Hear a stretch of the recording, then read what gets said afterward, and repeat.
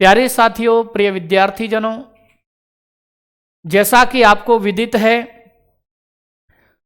सबसे पहली अनिवार्य शर्त, व्याकरण सीखने की सबसे पहली अनिवार्य शर्त है माहेश्वर सूत्र, प्रत्याहार सूत्र। यदि प्रत्याहार सूत्र आपके समझ में नहीं आए तो व्याकरण भी आपके समझ में आने वाला नहीं है। इसीलिए सबसे पहली जो शर्त है, अनिवार्य शर्त, वो मित्रों माहेश्वर सूत्र ही है। माहेश्वर सूत्र ही है। तो इसलिए अपन लोगों को माहेश्वर सूत्रों को बड़े ध्यान पूर्वक पढ़ना चाहिए, समझना चाहिए। साथियों, प्रिय विद्यार्थी जनों, माहेश्वर सूत्र के विषय में कल मैंने चर्चा रखी थी। कल की कक्षा मैंने आप लोगों को माहेश्वर सूत्र के बारे में बतलाया था। माहेश्वर सूत्र कहाँ से प्राप्त हुए, कैसे प्राप्त हुए, किसको प्राप्त हुए, ये रचना किसकी है, माहेश्वर सूत्रों में वर्ण कितने हैं, इतसंज्ञक वर्ण कितने हैं, ये सारी चीजें मैंने कल की कक्षा में रखी। जिन छात्रों ने कल की कक्षा नहीं देखी है वो छात्र जो है कल की कक्षा को जरूर देखें। प्रिय विद्यार्थी जनों, आइए बढ़ते हैं, चलते हैं माहेश्वर सूत्रों के अगले पार्ट की ओर। तो देखो, एक बार माहेश्वर सूत्र आप लोग मेरे साथ उच्चारित करते जाएं, मैं आपको लिखता जा रहा हूं, क्योंकि प्रत्याहार बनाने के लिए इनका लिखना बड़ा जरूरी है। तो सबसे पहला सूत्र आता है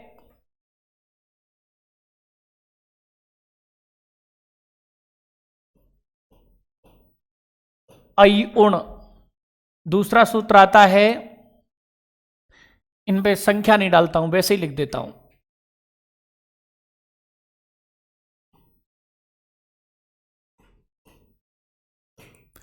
अयुण। ये अलग अलग हैं, ठीक है ना।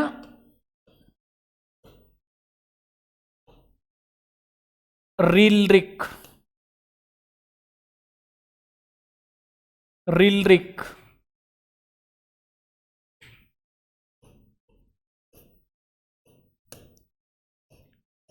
एओंग, आई औच,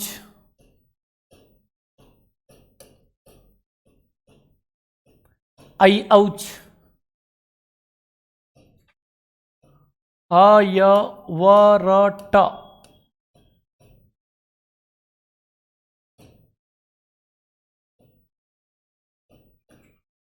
लण,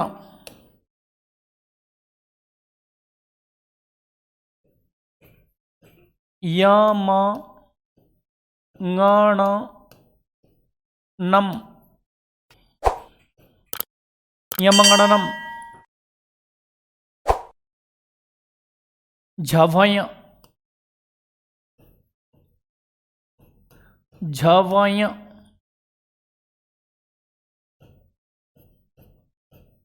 घड़धश, घड़धश, ठीक है, घड़धश,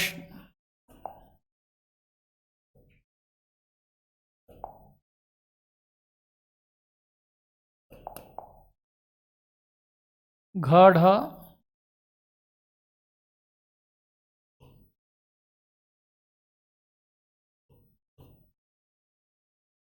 घड़धश,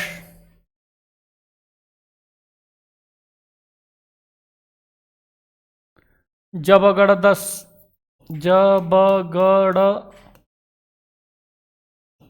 जबगड़ दस,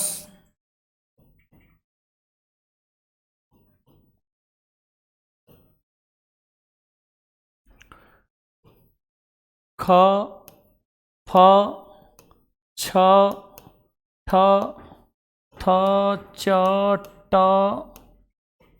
त, व, कपय,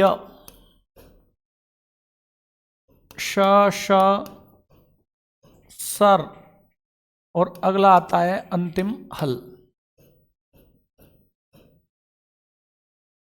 क्लियर हो गया? सुनीता यादव जी, सभी का स्वागत है। तो ये क्या है? 14 माहेश्वर सूत्र हैं। कल मैंने इनके विषय में चर्चा की थी कि इनके जो वर्ण हैं, अंतिम वर्ण हैं, वो क्या है? इत संज्ञक हैं। ठीक है ना? अंतिम जो वर्ण हैं वो क्या है मित्रों? इत संज्ञक हैं, अर्थात अंतिम वर्ण की क्या होती है? इत संज्ञा होती है। कल मैंने ये चर्चा की थी, आप सब लोगों को बतलाया था। ठीक है, यहां तक मैंने आप लोगों को कल बतला दिया था। माहेश्वर सूत्रों में 42 वर्ण होते हैं, 9 स्वर होते हैं, 33 व्यंजन होते हैं। माहेश्वर सूत्रों में वर्णों का क्रम क्या है, माहेश्वर सूत्र कहां से प्राप्त हुए, शिवजी से प्राप्त हुए, ये सब बातें मैंने कल की कक्षा में आप लोगों के मध्य रखी।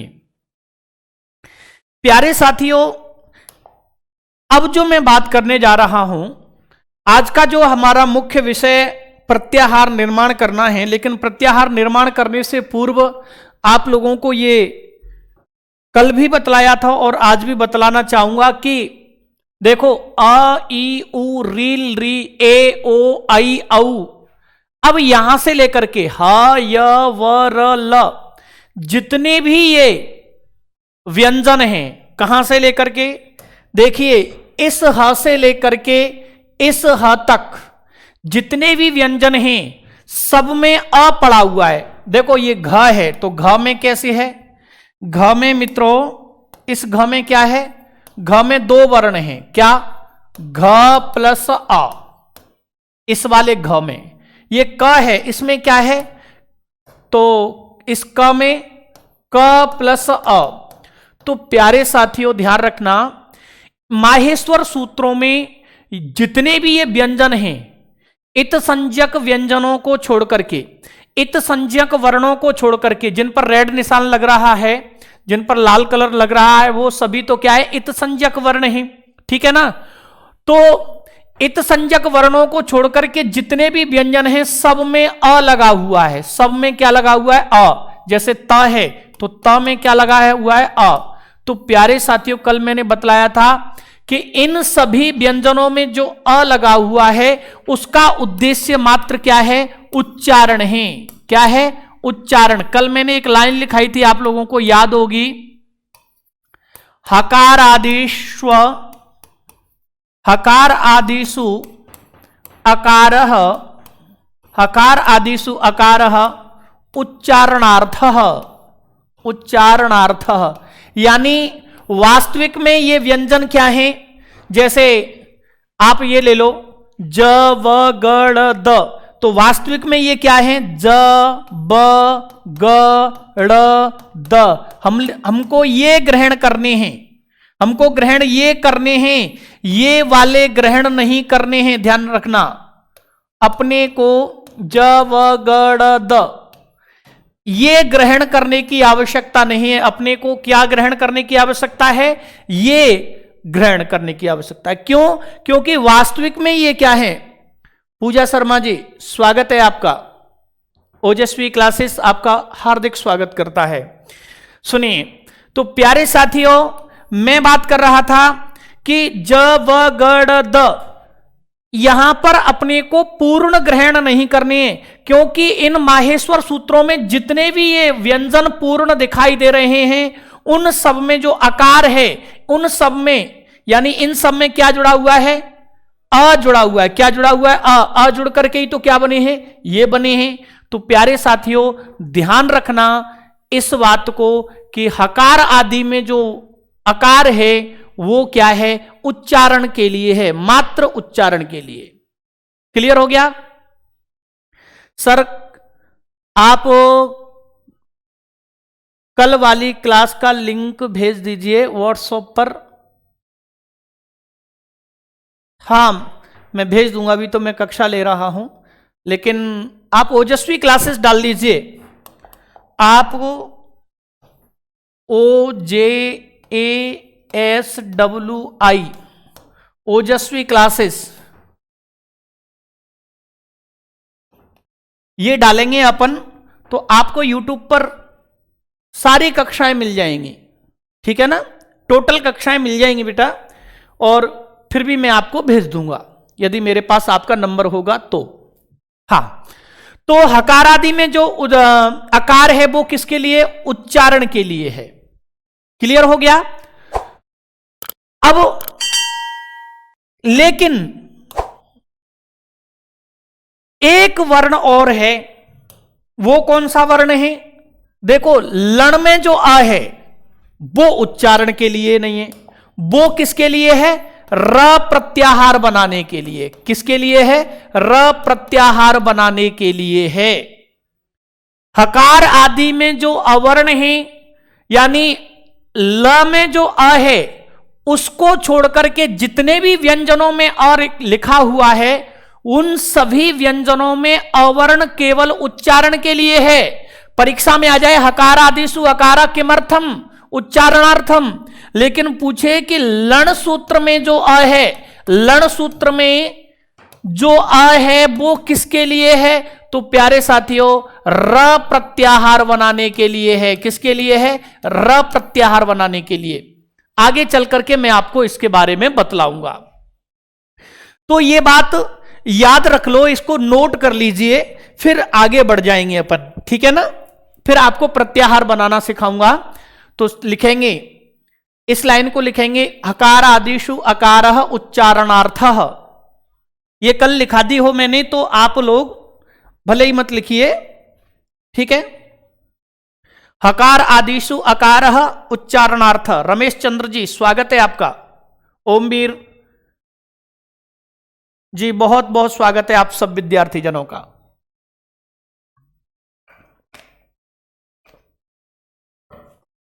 लिख लिया? हकार आदिषु अकारः उच्चारणार्थ। लिखेंगे, ह में जो अवर्ण हकार, लिखेंगे हकार आदि वर्णों में, हकार आदि वर्णों में, हकार आदि वर्णों में जो अवर्ण है वह उच्चारण मात्र के लिए है।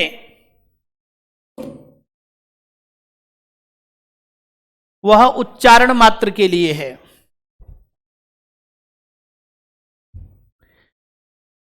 लेकिन लण सूत्र में अ, लण सूत्र में अ र प्रत्याहार बनाने के लिए है। लेकिन लण सूत्र में अ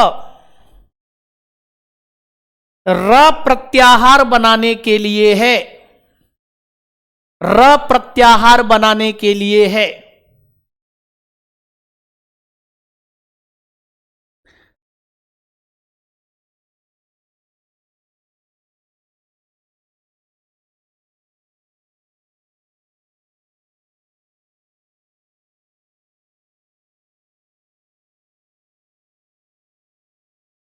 ठीकम चंद जी, बहुत बढ़िया। ओमवीर जी,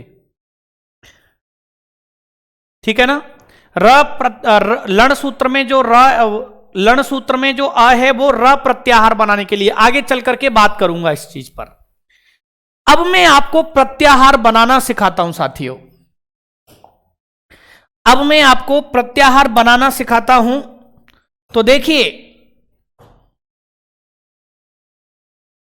एक सूत्र आता है, कौन सा?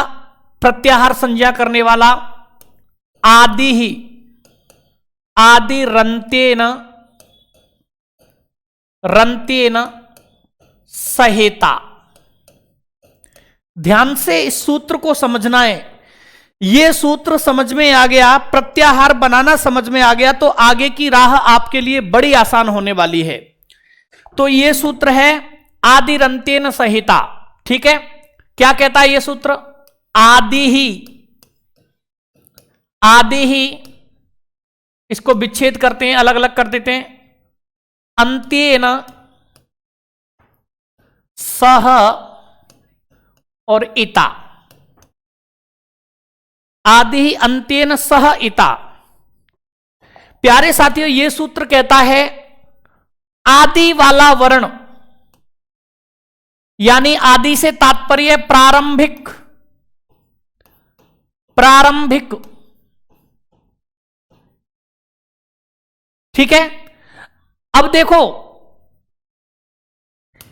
इन जो ण है, क है, ङ है, च है, ये जो अंतिम व्यंजन इत संजक किए गए हैं वो किसके लिए किए गए हैं?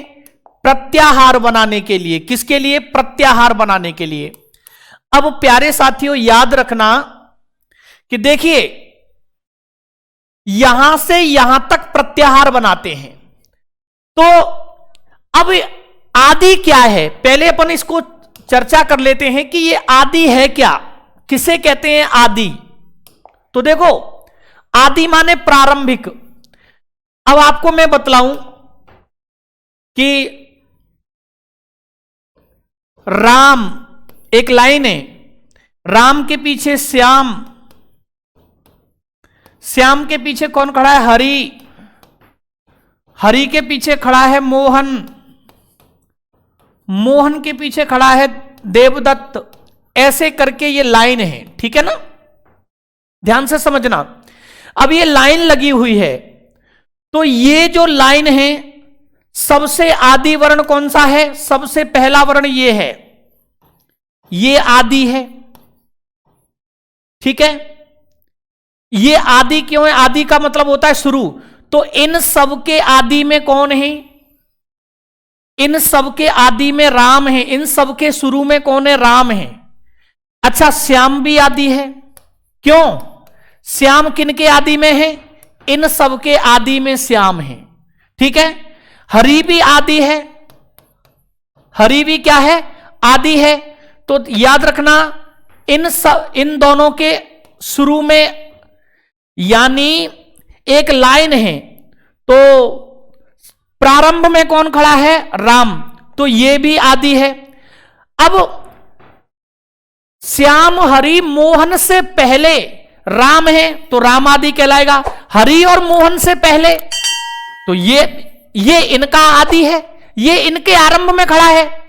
यानी राम तो खड़ा है श्याम हरि मोहन और देवदत्त के शुरू में, लेकिन श्याम किन के शुरू में खड़ा है? हरि मोहन और देवदत्त के शुरू में खड़ा है।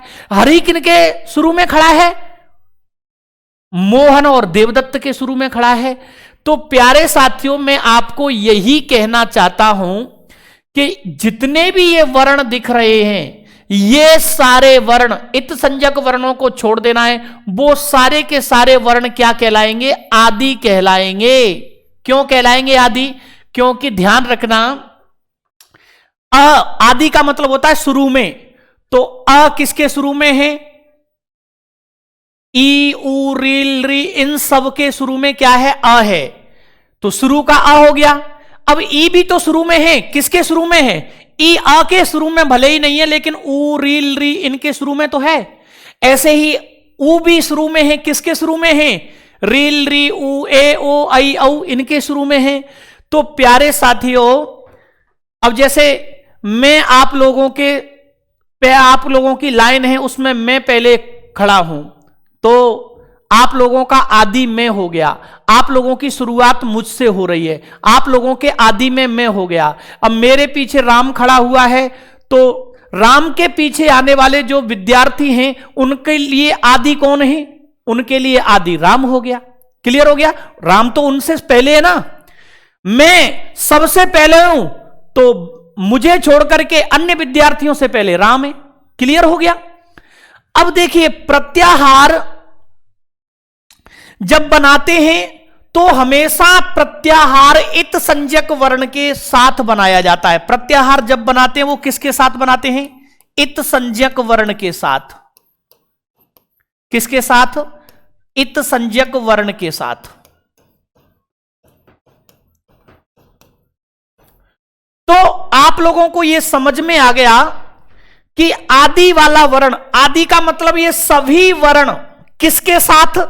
इत संज्ञक वर्ण के साथ। और कैसे इत संज्ञक? अंतिम इत संज्ञक वर्ण के साथ। अंतिम इत संज्ञक वर्ण के साथ क्या बनाते हैं? प्रत्याहार बनाते हैं। आप लोगों को एक चीज बतला देता हूं मैं, ठीक है ना, जिससे आपको क्लियर हो जाएगा। देखो आपने बसें देखी होंगी, आपने बस देखी होंगी, रोडवेज गाड़ी देखी है कभी? रोडवेज गाड़ी पर क्या लिखा होता है? रोडवेज गाड़ी पर लिखा होता है जयपुर, जयपुर से भरतपुर, जयपुर से भरतपुर ऐसे लिखा होता है। तो इसका मतलब क्या हो गया? इसका मतलब यह हो गया जयपुर से लेकर के कहां तक? भरतपुर तक। तो प्यारे साथियों, यह जयपुर से भरतपुर एक प्रत्याहार है। यह मान के चलो जितनी भी रोडवेज हैं वो सब प्रत्याहारों के उदाहरण हैं। जयपुर से भरतपुर, अच्छा जयपुर से भरतपुर पहुंचने में क्या क्या आया? जयपुर से गाड़ी चली, जयपुर से क्या चली? गाड़ी चली। बीच में क्या आया? दौसा आया। दौसा के बाद मेहंदीपुर बालाजी आया, मेहंदीपुर बालाजी आया, ठीक है। मेहंदीपुर बालाजी के बाद में फिर महुआ आया, महुआ, महुआ कहते हैं, महुआ की भी कहते हैं। तब जाकर के फिर क्या आया? फिर जो है भरतपुर आया। अब रोडवेज गाड़ी वाले ऐसे थोड़ी लिखते हैं जयपुर, दौसा, मेहंदीपुर, महुआ, ऐसे थोड़ी लिखते हैं। वो क्या लिखते हैं? आरंभिक वर्ण आरंभिक ले लेते हैं, जहां से चलेगी और जहां तक पहुंचेगी उसका ले लिया। तो क्या क्या ले लिया? क्या लिख देते हैं? Jaipur to Bharatpur, Jaipur to Bharatpur. इसका मतलब क्या हो गया? ये गाड़ी जयपुर से चलेगी और भरतपुर तक पहुंचेगी, और इसमें इसके बीच में जितने भी स्टेशन आएंगे, जितने भी स्टेशन आएंगे, दौसा, मेहंदीपुर, महोबा, भले ही इस में नहीं लिखे हुए हैं, जयपुर टू भरतपुर के बीच में ये शब्द भले ही नहीं लिखे हैं, लेकिन इनका ग्रहण अपने आप करना चाहिए। क्लियर हो गया?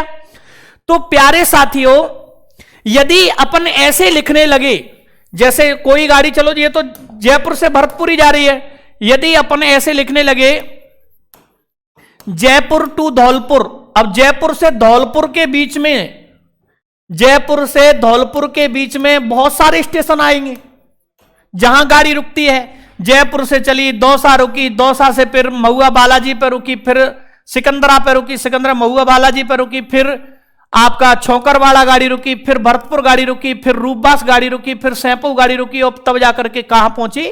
धौलपुर पहुंची। अब प्यारे साथियों, रोडवेज बस वाले क्या अपने शीशों पर या अपने बोर्ड पर ये सब लिखते फिरेंगे क्या? जयपुर, दौसा, सिकंदरा, मेहंदीपुर बालाजी और छोकरवाड़ा, भरतपुर, रूपबास, सैंपू, धौलपुर, ये सब लिखते फिरेंगे क्या? उनके पास तो बोर्ड ही इतने, जयपुर से धौलपुर तक पहुंचने में इतने गांव पड़ते हैं, सबके लिख ही नहीं सकते। तो फिर वो क्या करते हैं कि प्रारंभ का ले लिया और जहां तक जानी है वहां तक का ले लिया। तो क्या बना देते हैं? वो ऐसे लिख देते हैं जयपुर, जयपुर टू धौलपुर। इसका मतलब क्या हो गया? जयपुर से धौलपुर तक ये गाड़ी जाएगी। अब बीच में जितने भी स्टेशन पड़ते हैं, जितने भी स्टेशन बीच में हैं, उन सबको अपने आप ग्रहण करना चाहिए। अब दौसा वाला है तो वो बैठ जाए, सिकंदरा वाला है वो भी बैठे, और सारे ये स्टेशन अपने आप ग्रहण होंगे कि नहीं होंगे? बोलो, होते कि नहीं होते? ऐसे ही मित्रों सेम टू सेम प्रत्याहार है। जैसे मैंने कह दिया, उदाहरण के लिए ले लिया अच, तो देखो ये लिखा हुआ है अच, यहां से तो ले लिया आपने अ, और यहां से क्या ले लिया? च ले लिया। तो क्या बन गया? प्रत्याहार बन गया अच। ये ले लिया आ और ये ले लिया क्या मित्रों? च। तो अच का मतलब क्या हो गया?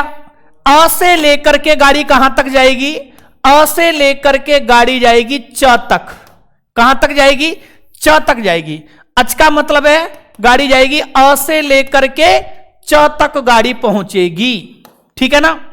तो अब अ से लेकर के गाड़ी पहुंचेगी च तक, तो बीच वाले स्टेशन कौन कौन से इसमें? अच्छा, तो अ से धौलपुर यानी जयपुर से गाड़ी, नमस्ते जी, जयपुर से गाड़ी धौलपुर के लिए जा रही है, तो केवल जयपुर और धौलपुर ही ग्रहण किया जाएगा क्या? नहीं, इसमें सभी यानी दौसा वाले भी बैठेंगे, सिकंदरा वाले भी बैठेंगे, महुआ वाले भी बैठेंगे, भरतपुर वाले भी बैठेंगे, रूपबास वाले भी बैठेंगे।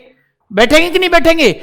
भले ही इस पर नहीं लिखा है, लेकिन वो क्या ग्रहण कर लेंगे कि ये जाएगी तो उसी रूट से, रूट तो वही है, तो उसी रूट से जाएगी, तो उन्होंने क्या कर लिया? ग्रहण कर लिया।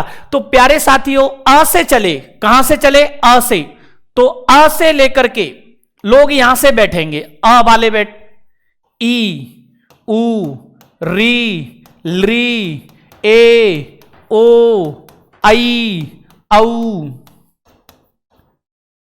ए, ओ, आई, औ। देखो ये आ गए, अ, ई, उ, री, ली, ए, ओ, आई, औ। यानी कहां से चलना है मित्रों? अ से लेकर के, अच प्रत्याहार का मतलब है अ से लेकर के च तक चलना है। और जो इत संज्ञा वाले वर्ण हैं, ण, क, ङ, इनका ग्रहण करेंगे क्या? इनका ग्रहण मित्रों नहीं होता है। ध्यान रखना, इत संज्ञक वर्णों का प्रत्याहार, प्रत्याहार बनाते समय ग्रहण नहीं होता है। इत संज्ञक वर्णों का प्रत्याहारों में ग्रहण नहीं होता, यानी गिनते नहीं है। तो इत संज्ञक वर्ण कौन से हैं? ये ण, क, ङ, च, तो इनका ग्रहण नहीं करेंगे। तो प्यारे साथियों याद रखना, इसमें कौन कौन से वर्ण आ जाएंगे? तो इसमें वर्ण आ जाएंगे ये वाले, अ, ई, उ, री, ली, ए, ओ, आई, औ। देख लो, अ, ई, उ, री, ली, ए, ओ, आई, औ। क्लियर हो गया? तो प्यारे साथियों इस बात को याद रख लेना कि इस प्रकार से प्रत्याहार बनाते हैं। अब एक बात और याद रखना, देखो ये जो सूत्र में पढ़ा रहा था कि आदि का मतलब आरंभिक, जहां से शुरू होता है, ठीक है। अंत्येन, अंतिम तृतीया विभक्ति है। सह, साथ, इता माने इत संज्ञक के साथ। शुरू वाला वर्ण, जहां से शुरू करोगे वो वाला वर्ण किसके साथ? अंतिम इत संज्ञक के साथ। अंत्येन माने अंतिम, अंतिम, इता माने इत संज्ञक, इसमें भी तृतीया है, इता, जगता, ठीक है। इत संज्ञक के, सह माने साथ। तो प्यारे साथियों क्या अर्थ बना? जहां से शुरू करोगे उस वर्ण से लेकर के अंतिम इत संज्ञक वर्ण के साथ क्या बन जाएगा? एक नाम बन जाएगा, जिस नाम को कहते हैं अपन प्रत्याहार कहते हैं। क्या कहते हैं मित्रों? प्रत्याहार कहते हैं। तो देखो, जहां से शुरू करोगे अंतिम इत संज्ञक के साथ, आप देखो शुरू जैसे हमने अ से किया और कहां तक? अंतिम इत संज्ञक के साथ, च के साथ क्या बना दिया? प्रत्याहार बना दिया। क्या बना दिया? अच प्रत्याहार बना दिया। क्लियर हो गया? अच्छा सुनो प्यारे साथियों, ये जो स्टेशन है, ये जो स्टेशन है जयपुर से धौलपुर के लिए, ये जो बीच में स्टेशन पड़ते हैं, दौसा का, महुआ का, भरतपुर का, रूपबास का, फिर अंत में क्या बनता है? धौलपुर बनता है, धौलपुर आता है, ठीक है ना। कोई भी शहर ले लो, सुनिए, अब ले लिया, अब व्यक्ति बैठा तो देखो जयपुर से सवारी बिठा लेगा, तो ये सवारी कहां तक जाएगी? जयपुर से कहां तक जाएगी? धौलपुर तक जाएगी, ठीक है। ये गाड़ी, ये सवारी कहां से बैठा लेगा? दौसा से भी बिठा सकता है। ये गाड़ी कहां से भी सवारी बैठा लेगी? सिकंदरा से भी सवारी बैठाल करके धौलपुर ले जाएगी। ये गाड़ी कहां तक ले जाएगी आपको? जो है भरतपुर से सवारी बिठा लेगी, रूपबास से सवारी बिठा लेगी, सैंपू से सवारी बिठा लेगी। तो बिठा तो आप कहीं से भी सकते हैं, लेकिन उतार आप नहीं सकते। हर जगह आप उतार नहीं सकते। कहते ना भले ही आपको 2 किलोमीटर या 1 किलोमीटर या 500 मीटर पीछे चल के आना पड़े, वो कहता है नहीं ये कोई स्टैंड नहीं है, यहां छोड़ूंगा नहीं। छोड़ूंगा कहां? जो निर्धारित स्टैंड है वहीं। बिठा कहीं से भी लेता है, लेकिन छोड़ता कहां पर है? जो निर्धारित स्टेशन होता है। सीट खाली हो तो बिठा तो कहीं से भी ले सकता है। तो प्यारे साथियों, इस बात को याद रखना, प्रत्याहार कहीं से भी बना लेंगे अपन। जैसे अ से बनाया तो अच, ई से बनाया इच, ऊ से बनाया उच, री से बनाया रिच, री से बनाया लिच, ए से बनाया एच, ओच से बनाया ओच, आई से बनाया ऐच, औ से बनाया औच। क्लियर हो गया? तो प्यारे साथियों, इत संज्ञक यानी जहां से आप शुरू करोगे, जिस वर्ण से शुरू कर दोगे, जरूरी नहीं है पहले वर्ण से ही शुरू करो, जहां से शुरू करोगे वही आदि कहलाएगा, वही शुरुआत कहलाएगी। अब जैसे सुनिए, दिल्ली से, जयपुर से गाड़ी जा रही है धौलपुर के लिए, ठीक है ना, धौलपुर के लिए। उसका आदि स्टेशन कौन सा है? उसका प्रारंभिक स्टेशन क्या है? जयपुर है। लेकिन एक गाड़ी दौसा से भी धौलपुर चलती है, दौसा से भी धौलपुर चलती है, ठीक है, एक गाड़ी दौसा से भी धौलपुर चलती है, तो उसका प्रारंभिक स्टेशन क्या है? दौसा है। और एक गाड़ी कहां से चलती है? आपके मेहदीपुर बालाजी से भी चलती है, मेहदीपुर बालाजी से भी धौलपुर जाती है, तो उसका प्रारंभिक स्टेशन कौन सा है? मेहदीपुर है। एक गाड़ी भरतपुर से भी चलती है, कहां चलती है? भरतपुर से धौलपुर। तो प्यारे साथियों, इसका प्रारंभिक स्टेशन कौन सा है? इसका भरतपुर है।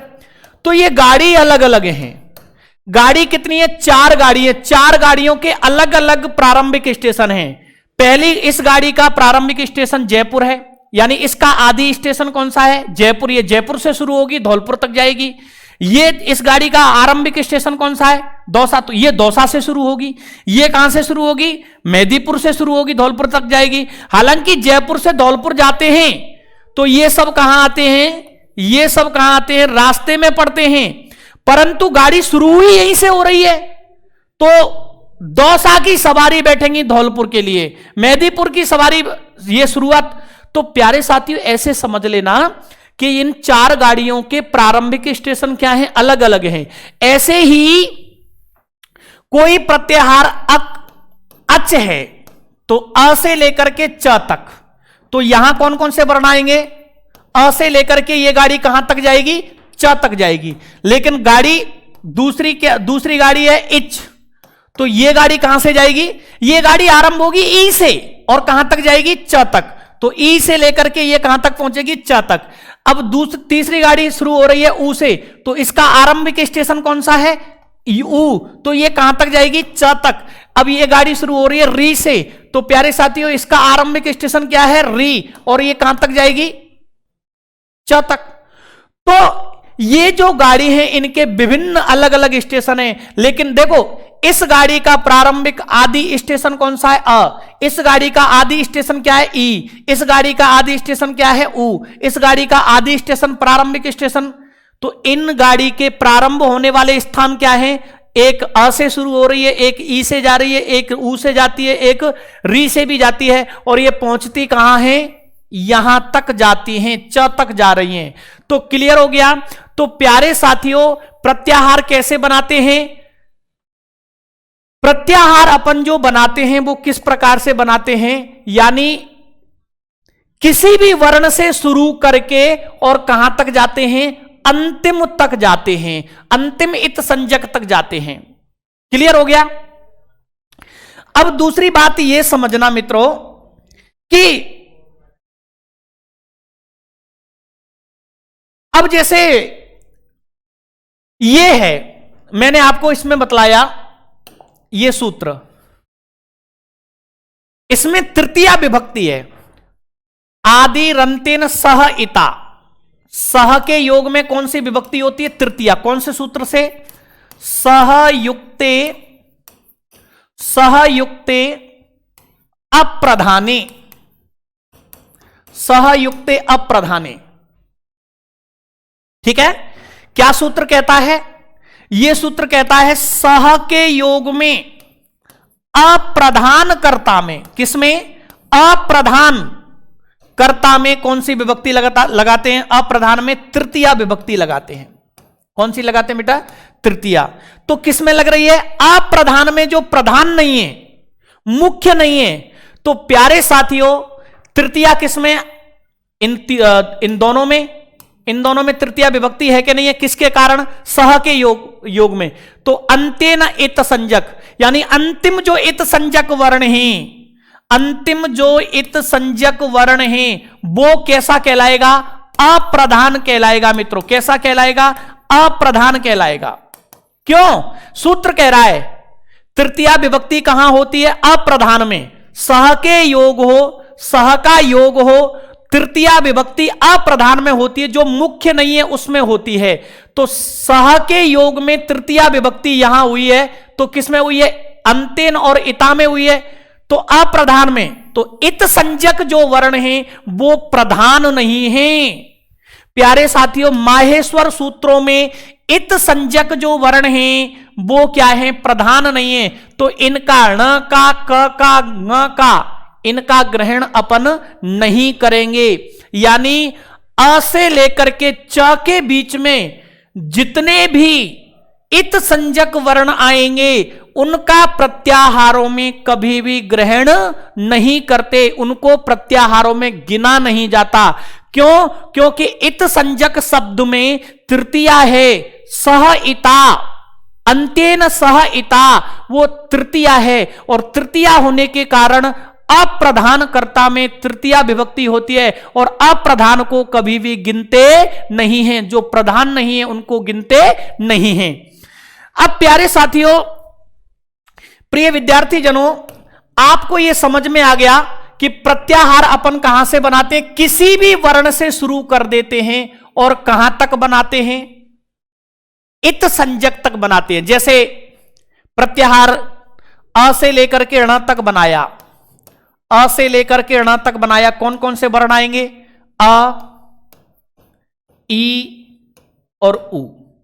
अब एक प्रत्याहार बनाया मैंने अ से लेकर के क तक। ये गाड़ी कहां तक जाएगी? अ से शुरू होगी और क तक पहुंचेगी। तो इसमें कौन कौन से वर्ण आ जाएंगे? अ, ई, उ। अब ण को लेंगे क्या? नहीं। क्यों नहीं लेंगे? क्योंकि ये अप्रधान वर्ण है, इसकी तो इत संज्ञा हो जाती है। इत संज्ञक वर्णों का ग्रहण नहीं करते। माहेश्वर सूत्रों में प्रत्याहार बनाते समय इत संज्ञक वर्णों का ग्रहण नहीं करते हैं। तो इत संज्ञक वर्णों का ग्रहण नहीं करेंगे तो अ, ई, उ, अ, ई, उ और री, री। ठीक है, ये हो गए। अब अपन ने प्रत्याहार बनाया, अ से ण तक बना दिया, अब अ से क तक बना दिया, अब अ से ङ तक बना लो। तो अ से ङ तक प्रत्याहार बनाया तो क्या बन गया? अ, ई, उ, री, री, ए, ओ। कितने वर्ण आ गए? अब इनमें क्या ग्रहण नहीं किया है अपन ने? इत संज्ञक वर्ण को ग्रहण नहीं करते हैं। क्लियर हो गया? इत संज्ञक वर्णों का ग्रहण नहीं करते हैं। तो अंग प्रत्याहार के अंतर्गत ये वर्ण आ जाएंगे, अक प्रत्याहार के अंतर्गत ये वर्ण आ जाएंगे। अब प्रत्याहार बना रहे हैं हम कहां से? अपन प्रत्याहार जो बना रहे हैं वो यहां से बना लो। ई से लेकर के क तक बना लिया, प्रत्याहार अपन ने बना लिया ई से लेकर के क तक। तो क्या बन गया? ई, उ, री, री। कौन सा स्टेशन आया? ई, उ, री। ये ऋण ग्रहण नहीं होगा। ई, उ, री, री। क्लियर हो गया? तो प्यारे साथियों, जो प्रत्याहार होता है, प्रत्याहार में दो वर्ण होते हैं, अ और ण। एक तो होता है मूल वर्ण और दूसरा होता है इत संज्ञक वर्ण। इसका मतलब है ये गाड़ी मूल वर्ण से इत संज्ञक वर्ण तक जाएगी। अच्छा, एक बात बताओ, सुनो,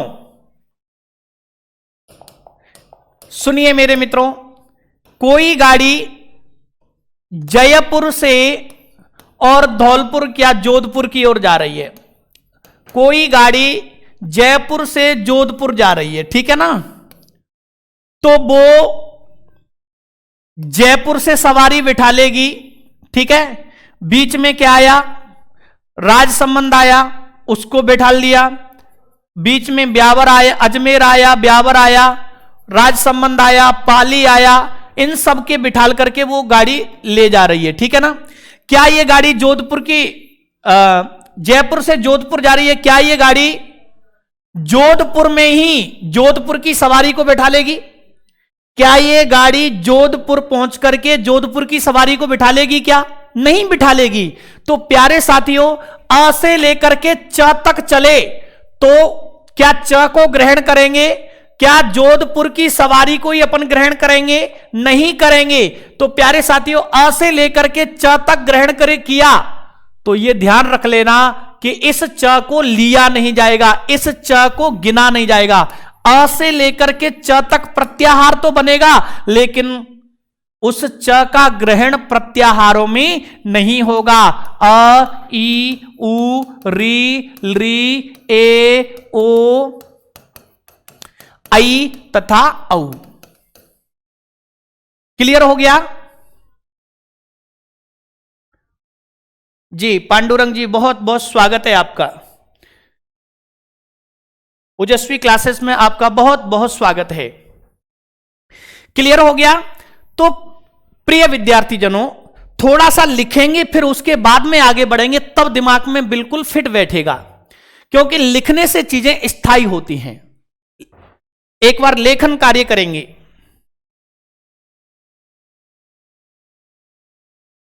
लिखेंगे माहेश्वर सूत्रों में, माहेश्वर सूत्रों में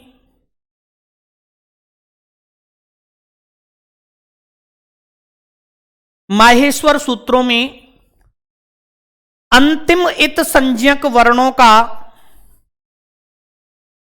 माहेश्वर सूत्रों में अंतिम इत संज्ञक वर्णों का, अंतिम इत संज्ञक वर्णों का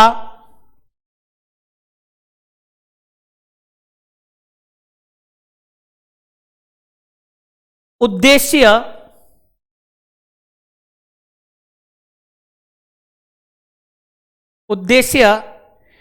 प्रत्याहार बनाना है। माहेश्वर सूत्रों में अंतिम इत संज्ञक वर्णों का उद्देश्य प्रत्याहार बनाना है।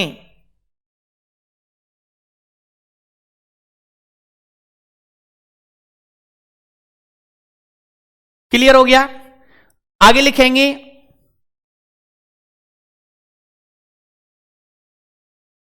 आगे लिखेंगे किसी भी इत संज्ञक वर्ण को, किसी भी इत संज्ञक वर्ण को, किसी भी इत संज्ञक वर्ण को प्रत्याहारों में ग्रहण नहीं किया जाता।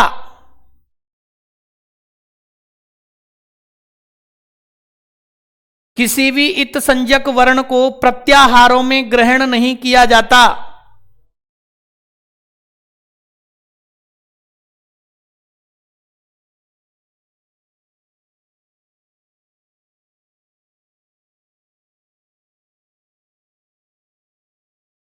अर्थात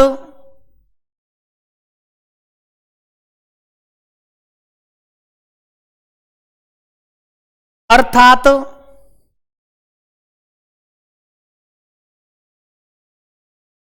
इत संज्ञक वर्ण, अर्थात इत संज्ञक वर्ण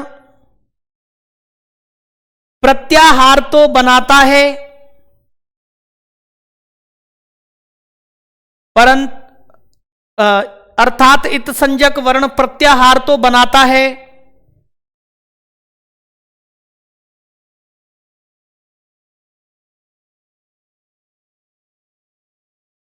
परंतु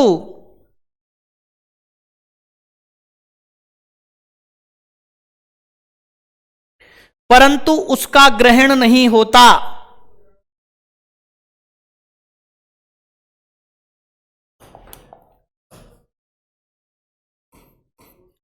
लिखेंगे, एक लाइन आती है, माहेश्वर सूत्रेषु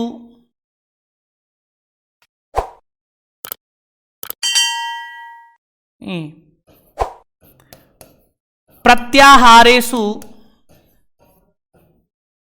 इताम न ग्रहणम। लिखेंगे,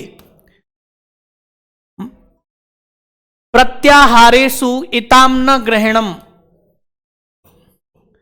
प्रत्याहारों में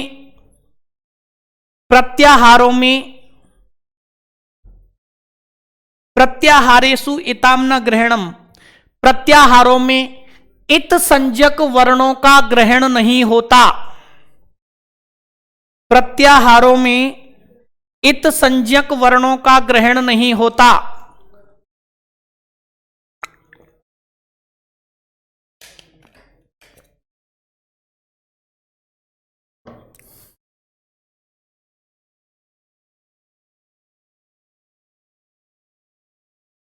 प्रत्याहारों में इत संज्ञक वर्णों का ग्रहण नहीं होता। क्लियर हो गया? आगे लिखेंगे, आदिर्मध्यगानम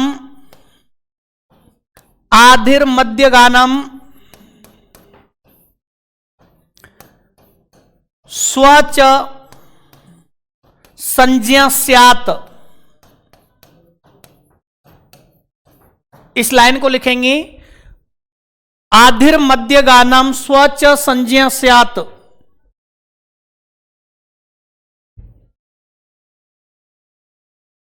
आधिर्मध्यगानम स्वच संज्ञा स्यात्।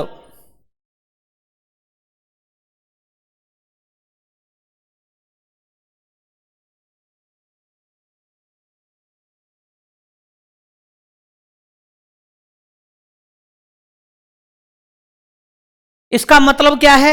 आधिर मध्यगानम स्वच संज्ञा स्यात् का मतलब क्या है? नमस्ते जी संगीता जी।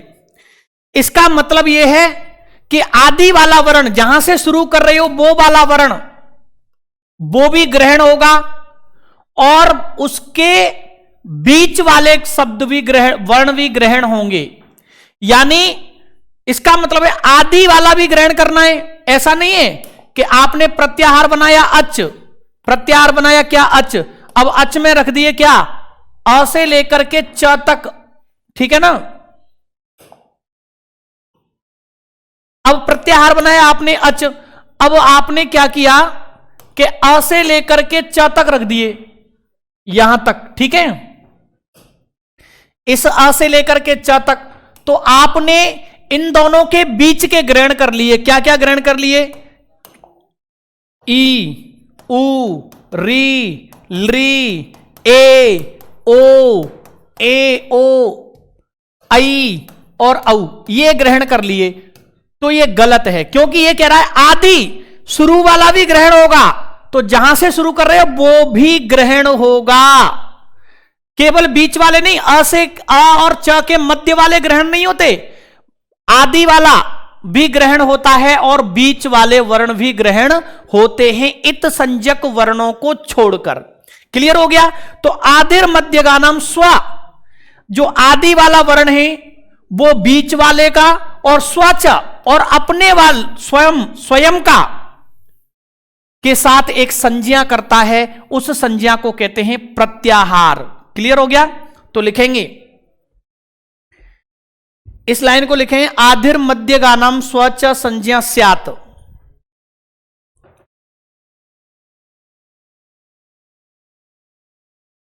लिखेंगे,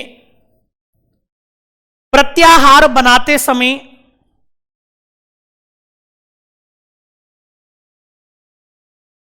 जहां से प्रत्याहार आरंभ होता है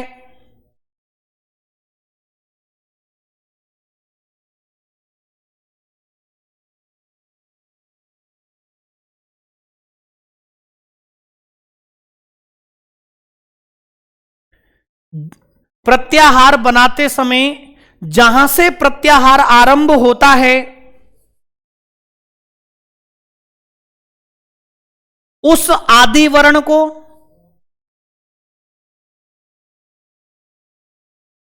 उस आदि वर्ण को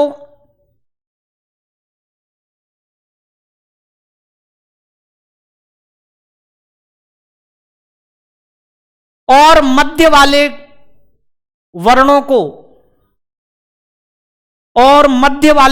को ग्रहण करते हैं, और मध्य वाले वर्णों को ग्रहण करते हैं। यानी अ भी जुड़ेगा, अच प्रत्याहार में अ भी आएगा और बीच वाले भी आएंगे, आदि वाला भी आएगा और बीच वाला भी आएगा। क्लियर हो गया?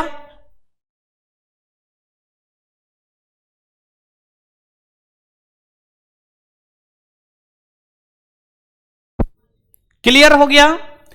चलिए अब सूत्र लिखेंगे, प्रत्याहार करने वाले सूत्र को लिखेंगे आदि रंतेन सहेता।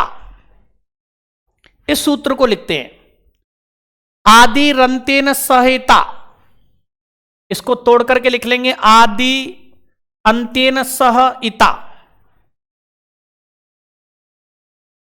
आदि अंतेन सह इता।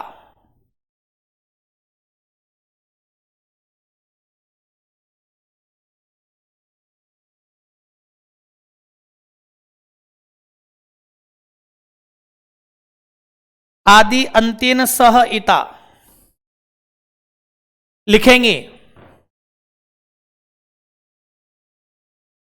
प्रत्याहार का प्रारंभिक वर्ण, प्रत्याहार का प्रारंभिक वर्ण, प्रत्याहार का प्रारंभिक वर्ण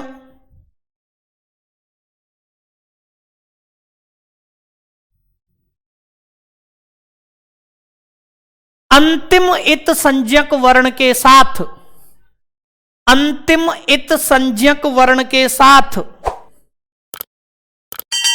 आदि से तात्पर्य प्रारंभिक, तो प्रत्याहार का आदि, आदि बोले तो प्रारंभिक वर्ण, प्रत्याहार का प्रारंभिक वर्ण अंतिम इत संज्ञक वर्ण के साथ, अंतिम इत संज्ञक वर्ण के साथ, वर्ण के साथ प्रत्याहार बनाता है। प्रत्याहार का प्रारंभिक वर्ण अंतिम इत संज्ञक वर्ण के साथ प्रत्याहार बनाता है।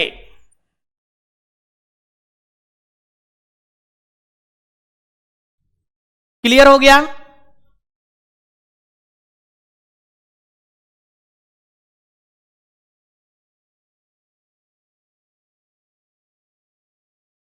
प्रत्याहार बनाता है। अब एक लाइन लिखेंगे प्रत्याह्रियन्ते, प्रत्याह्रियन्ते इसका मतलब होता है संक्षिप्यन्ते, संक्षिप्यन्ते, प्रत्याह्रियन्ते संक्षिप्यन्ते वर्णः अनेन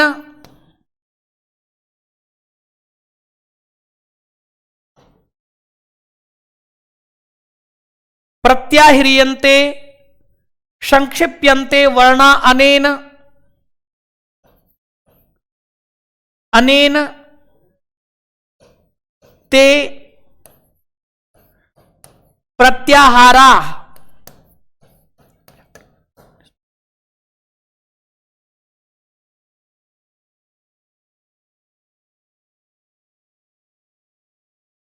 प्रत्याह्रियन्ते संक्षिप्यन्ते वर्णः अनेन ते प्रत्याहारा या अनेन इति प्रत्याहारा। इस जगह पे इति भी रख सकते हैं, ठीक है ना? ये प्रत्याहार की परिभाषा है, अनेन इति प्रत्याहारा बहुवचन में।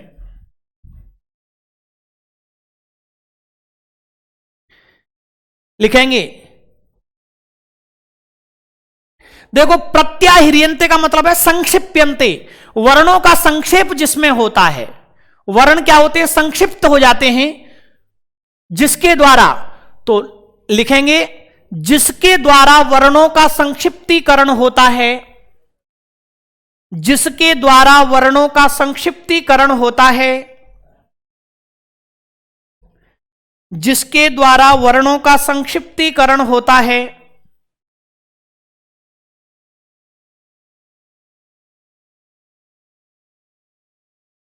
जिसके द्वारा वर्णों का संक्षिप्तीकरण होता है, उसे प्रत्याहार कहते हैं।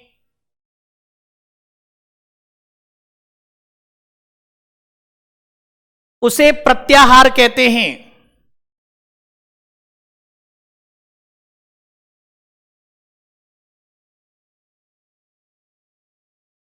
उसे प्रत्याहार कहते हैं। ठीक है। प्रत्याहार का शाब्दिक अर्थ होता है समेटना या संक्षिप्त करना। प्रत्याहार का शाब्दिक अर्थ होता है समेटना या संक्षिप्त करना।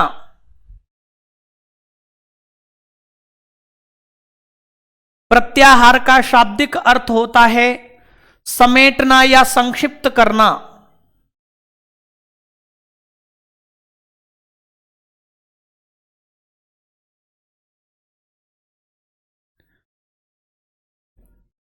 देखो कैसे।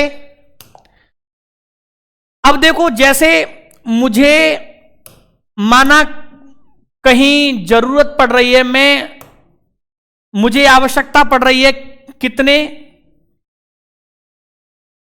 इन वर्णों की जरूरत पड़ रही है, अ ई उ री री। इन वर्णों की मुझे जरूरत पड़ रही है।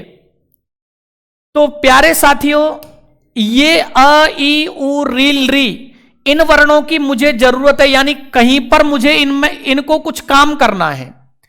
इन 5 वर्णों को मुझे कुछ काम करना है, तो मुझे क्या करना पड़ेगा कि या तो इन 5 को नाम लिखूं कि अ को, ई को, उ को, री को, ली को, ये कार्य हो जावे, या फिर एक संक्षिप्तीकरण कैसे किया?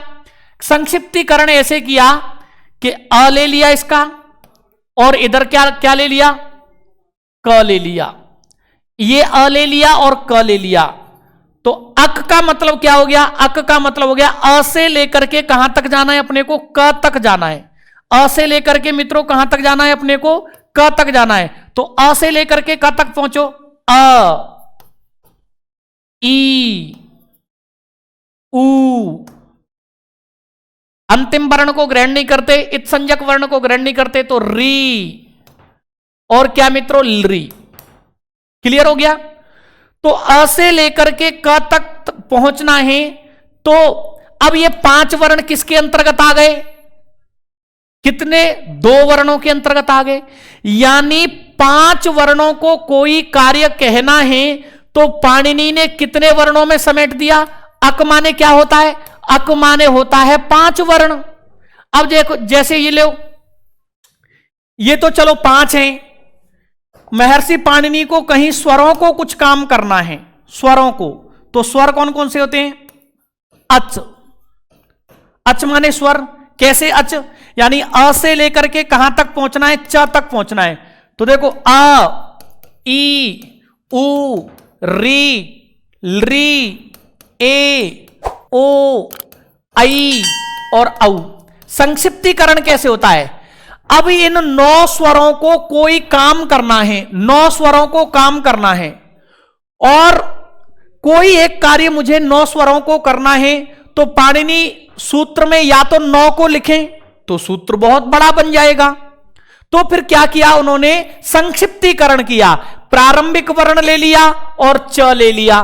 तो प्रारंभिक वर्ण ले लिया च, और तो प्यारे साथियों, किसी भी सूत्र में वो ये कह देंगे इको यणची, इको यणची। इसमें जो अच आया है, उसका अच का मतलब क्या है? 9 स्वर हैं। बोलो, संक्षिप्तीकरण हो गया कि नहीं हो गया? बोलो, संक्षिप्तीकरण हुआ कि नहीं हुआ?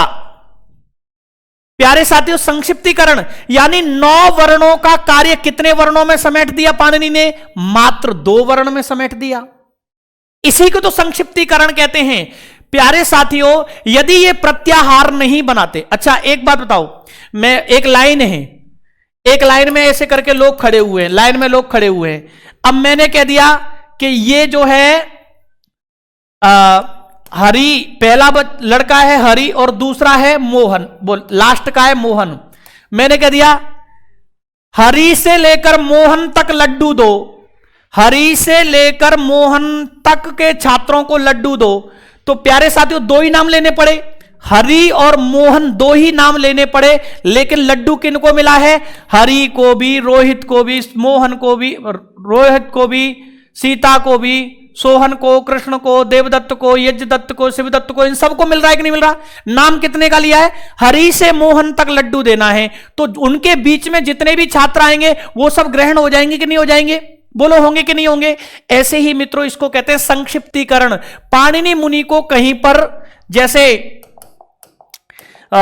उदाहरण के लिए पाणिनि मुनि को क्या करना था कि वर्ग के तीसरे वर्ण होते हैं, जैसे व्यंजनों को कोई काम करना था, व्यंजनों को, या फिर वर्ग के तीसरे वर्ण कौन कौन से आते हैं? ज, ब, ग, ड़ और द। ये वर्ग के कौन से तीसरे वर्ण हैं? ठीक है ना, ज, व, ग, ड़, द। अब पाणिनि मुनि को इन पांच वर्णों को कोई काम करना है, तो या तो इन पांचों को रखें या फिर क्या करें, इनका प्रत्याहार बना दें। तो पाणिनि मुनि ने प्रत्याहार बना दिया, ज, ब, ग, ड़। तो देखो इसका ले लिया ज और इसका ले लिया स, तो क्या प्रत्याहार बन गया मित्रों? जस प्रत्याहार बन गया। अब जस प्रत्याहार बन गया, इसका मतलब है ज से लेकर के स तक के वर्ण तो कौन कौन से आ जाएंगे? ज, ब, ग, ड़, द। अब सूत्र में पाणिनि ये नहीं कहेंगे कि ज, ब, ग, ड़, द को ये कर दो। सूत्र में पाणिनि ये नहीं कहेंगे ज, व, ग, ड़, द को ये कर दो। पाणिनि तो क्या कहेंगे? पाणिनि मित्रों ये कहेंगे, पाणिनि ये नहीं कहेंगे क्या कि ज, व, ग, ड़, द को ये कर दो। पाणिनि तो ये कहेंगे कि जस को ये कर दो। किसको कर दो मित्रों? जस को ये कार्य कर दो। जस का मतलब हो गया ज से लेकर के स तक के वर्णों को ये कार्य करना है। क्लियर हो गया? ज से लेकर के स तक के वर्णों को यह कार्य करना है। इसी को कहते हैं संक्षेप, इसी को कहते हैं संक्षेप। अच्छा एक बात बताओ, पाणिनि मुनि को यह सूत्र बनाना है इको यणचि, इको यणचि। पाणिनि मुनि को यह सूत्र बनाना है इको यणचि, ठीक है। अब इको यणचि सूत्र बनाना है पाणिनि मुनि को, तो प्यारे साथियों अब देखो इसमें इक में कितने वर्ण आते हैं? इक में वर्ण आते हैं ई से लेकर के कहां तक चलना है? क तक। तो ई उ री री, तो क्या आएगा? ई उ री री, ठीक है। और यण में कौन कौन से आते हैं? यण में आते हैं देखो ये रहा, य से लेकर के कहां तक चलना है? ण तक चलना है। तो य व र ल, सूत्र कितना बड़ा बनेगा। और अच में कौन कौन से वर्ण आते हैं? अच में आते हैं अ ई उ री री ए ओ आई औ। अब ये कितने वर्ण है गिनना एक बार। 1 2 3 4 5 6 7 8 9 10 11 12 13 14 15 16 17। 1 2 3 4 5 6 7 8 9 10 11 12 13 14 15 16 17। ये 17 वर्ण लिखने पड़ते। 17 वर्णों का 17 वर्णों का जो है कार्य, 17 वर्णों का सूत्र बनाना पड़ता। पाणिनि को क्या बनाना पड़ता? 17 वर्णों का सूत्र बनाना पड़ता। जो पाणिनि ने क्या किया कि इन चारों को 1 2 वर्णों में समेट दिया, इक। इन चारों को प्रत्याहार बना करके 2 वर्णों में समेट दिया इक, और इन 9 को 2 वर्णों में समेट दिया पाणिनि ने, क्या? अच। तो मित्रों, महर्षि पाणिनि ने कितने वर्ण प्रयोग किए? 6 वर्णों का प्रयोग किया और 17 वर्णों का काम चला दिया। 17 वर्णों का काम चला दिया। दोस्तों, साथियों, मित्रों, इसी को कहते हैं संक्षिप्तीकरण। प्रत्याह्रियन्ते, जिसमें समेट लिया जाता है, जिसमें संक्षिप्तीकरण कर दिया जाता है। तो वर्णों का संक्षिप्तीकरण किसमें होता है मित्रों? प्रत्याहारों में होता है। क्लियर हो गया? अब साथियों, मित्रों, आपको और बतलाता हूं कि प्रत्याहारों में संक्षिप्तीकरण होता है, ठीक है ना? अब ध्यानपूर्वक यह समझिएगा कि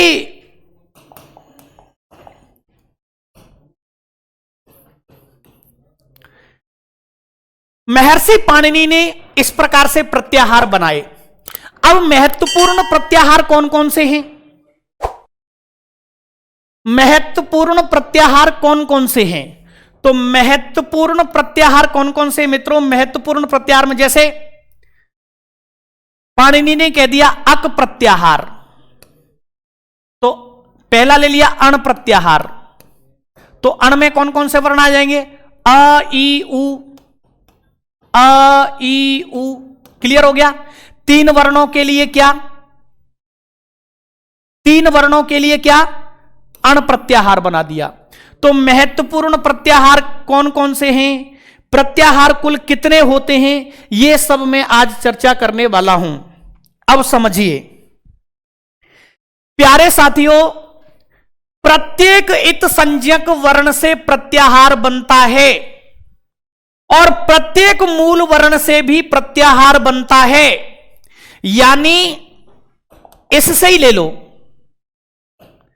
देखो, अ से ण तक प्रत्याहार क्या बनेगा? अण प्रत्याहार। ई से ण तक क्या बनेगा? इण प्रत्याहार। ऊ से ण तक क्या बनेगा? उण प्रत्याहार। ठीक है? या फिर ऐसे ले लो, अ से ण तक अण प्रत्याहार, अ से क तक अक प्रत्याहार। ठीक है?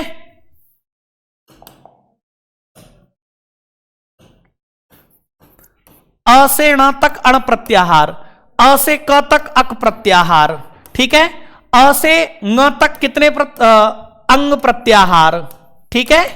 अ से च तक अच प्रत्याहार, अ से ट तक अट प्रत्याहार, अ से ण तक अण प्रत्याहार। ठीक है? अ से म तक अम प्रत्याहार, अ से अय प्रत्याहार। ठीक है?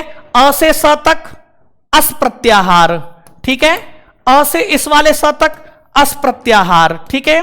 और अ से व तक अव प्रत्याहार, और अ से य तक अय प्रत्याहार, और अ से र तक अर प्रत्याहार। ठीक है? और अ से ल तक अल प्रत्याहार। ये कितने प्रत्याहार बन गए? 14 प्रत्याहार बने होंगे। देखो कितने? 1 2 3 4 5 6 7 8 9 10 11 12 13 और 14। 14 प्रत्याहार केवल किससे बने हैं? अ से बने हैं। किससे बने हैं? अ से प्रत्याहार बने हैं। क्लियर? अब ई से भी ऐसे बनेंगे, इण, इक, इंग, इच, इट, इण, और इम, इया, इश, इश, इव, इया। ऐसे ही ई से बन जाएंगे। ऐसे ही किससे बन जाएंगे? ई से। तो ई से भी देखो, आ से कितने बने? आ से कितने बने? 14। ई से भी कितने बनेंगे? 14। और ऊ से भी कितने बन जाएंगे? 14, क्योंकि उण, उक, उंग प्रत्येक से बनेंगे।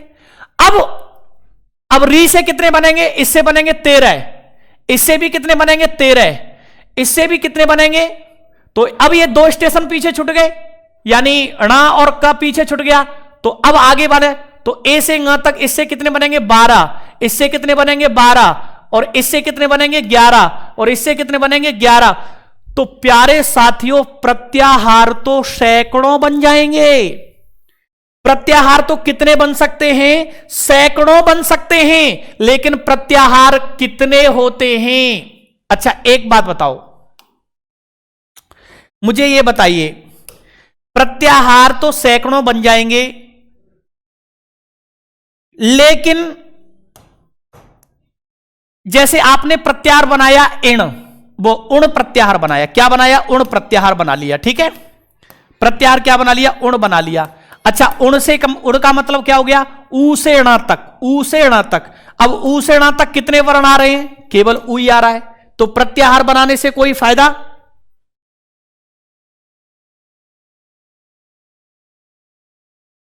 ऊ से ण तक, प्यारे साथियों, ऊ से ण तक आप कौन कौन से वर्ण आ रहे हैं? ऊ से लेकर ण तक एक ही वर्ण ग्रहण हो रहा है।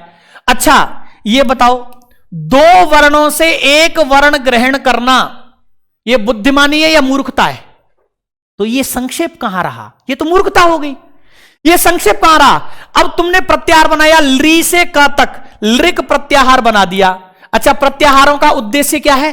प्रत्याहारों का उद्देश्य संक्षेप, यानी संक्षेप, बहुत वर्णों को संक्षिप्त में कहना। अब लृक से कौन कौन से वर्ण ग्रहण होंगे? लृक से कौन कौन से वर्ण होंगे? तो लृक से मित्रों लृ और लृ वर्ण ग्रहण होगा। अच्छा दो वर्णों से एक वर्ण कहना मूर्खता है, तो इसीलिए ध्यान रखना, कभी भी ये प्रत्याहार नहीं बनेंगे। कौन कौन से? उण प्रत्याहार नहीं बनेगा, लृक प्रत्याहार नहीं बनेगा, ये प्रत्याहार नहीं बनेगा, कभी ये प्रत्याहार नहीं बनेंगे, कभी रट प्रत्याहार नहीं बनेगा। क्यों? क्योंकि उण प्रत्याहार आपने बना भी लिया तो कितने वर्ण ग्रहण होंगे? उ प्रत्याहार आप किस लिए बना रहे हैं? संक्षेप को। अरे इससे बढ़िया है उण कहो तो किसी सूत्र में आप उ ही कह दो ना, किसी सूत्र में आप उण कहिए कि उण को यह काम हो जाए, तो उण कहने की क्या जरूरत है? जब उण से ग्रहण क्या हो रहा है? ऊ ग्रहण हो रहा है, तो केवल सूत्र में ऊ कह दीजिए, काम चल जाएगा। तो ये संक्षेप नहीं रहेगा, इसीलिए मित्रों ये प्रत्याहार कभी नहीं बनते। कौन कौन से? ये प्रत्याहार कभी भी नहीं बनेंगे। अब प्यारे साथियों, आवश्यकता आविष्कार की जननी होती है। आवश्यकता जो होती है वो क्या होती है? आविष्कार की जननी होती है। हमें जरूरत कितनी है? प्रत्याहारों का मूल उद्देश्य क्या है? देखो आपको बतला दूं, माहेश्वर सूत्रों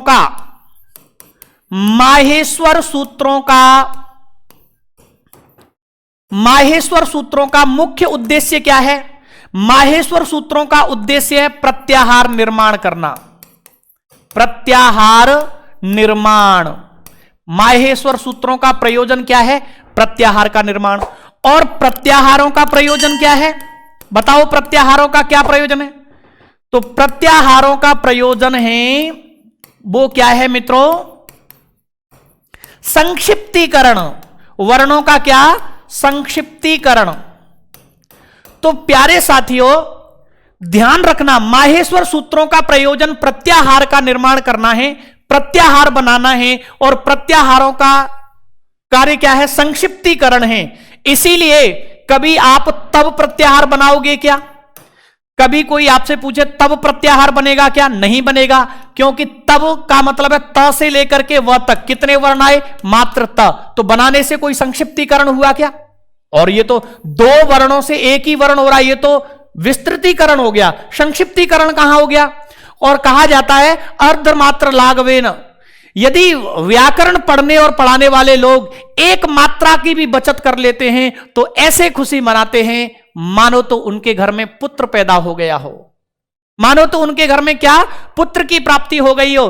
तो प्यारे साथियों, जहां संक्षेप नहीं होगा वो प्रत्याहार बनेगा नहीं। जैसे पय, क्या बताओ ये प्रत्याहार बनेगा? नहीं, क्योंकि पय से कितने वर्ण ग्रहण होंगे? मात्र प। तो दो वर्णों से कितने वर्ण ग्रहण हो रहे हैं? एक वर्ण ग्रहण हो रहा है, इसको संक्षेप थोड़ी कहते हैं।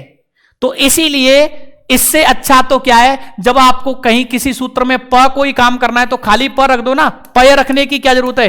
पय रखोगे तो सूत्र बड़ा बनेगा, इससे बढ़िया आप क्या रखो? प ही रख दो। तो क्लियर हो गया। तो प्रिय विद्यार्थी जनों, ये आप लोगों को बिल्कुल क्लियर हो गया होगा। दूसरी बात, मैंने कहा था आवश्यकता आविष्कार की जननी होती है। माहेश्वर सूत्रों में 44 प्रत्याहार ऐसे हैं जो व्याकरण में संक्षिप्तीकरण का कार्य करते हैं। किसका कार्य करते हैं? संक्षिप्तीकरण का कार्य करते हैं। यानी अच्छा एक बात बताओ, कोई चीज आपने ऐसी बनाई, कोई वस्तु आपने ऐसी बनाई जो किसी के काम ही ना आवे, तो क्या वो आपका आविष्कार माना जाएगा? कोई नहीं मानता। आपने कोई चीज ऐसी बनाई जो किसी के काम ना आवे, तो क्या आपकी वो बनाई हुई चीज को कोई मान्य करेगा? कोई नहीं, किसी के काम ही नहीं आ रही, व्यर्थ है। तो प्यारे साथियों, व्याकरण में केवल 44 प्रत्याहार ही ऐसे हैं जो संक्षिप्तीकरण का कार्य करते हैं। और ध्यान रखना, इन माहेश्वर सूत्रों से प्रत्याहार तो सैकड़ों बन सकते हैं। मैंने बताया ना, अ से 14, ई से 14, ऊ से 14, री से 14, री से 13, री से 13, इनसे तो ऐसे करके सबसे गिनोगे तो सैकड़ों प्रत्याहार बन जाएंगे। माहेश्वर सूत्रों से प्रत्याहार तो सैकड़ों बन सकते हैं, लेकिन बनाने का उद्देश्य क्या है? आवश्यकता आविष्कार की जननी होती है। आवश्यकता होती है तब हम आविष्कार करते हैं। हमें यानी हमें व्याकरण को संक्षिप्त करने के लिए कितने की जरूरत थी? मात्र 44 की जरूरत थी। 44 से हमारा व्याकरण संक्षिप्त हो रहा है, तो हम कितने प्रत्याहार बनाएंगे?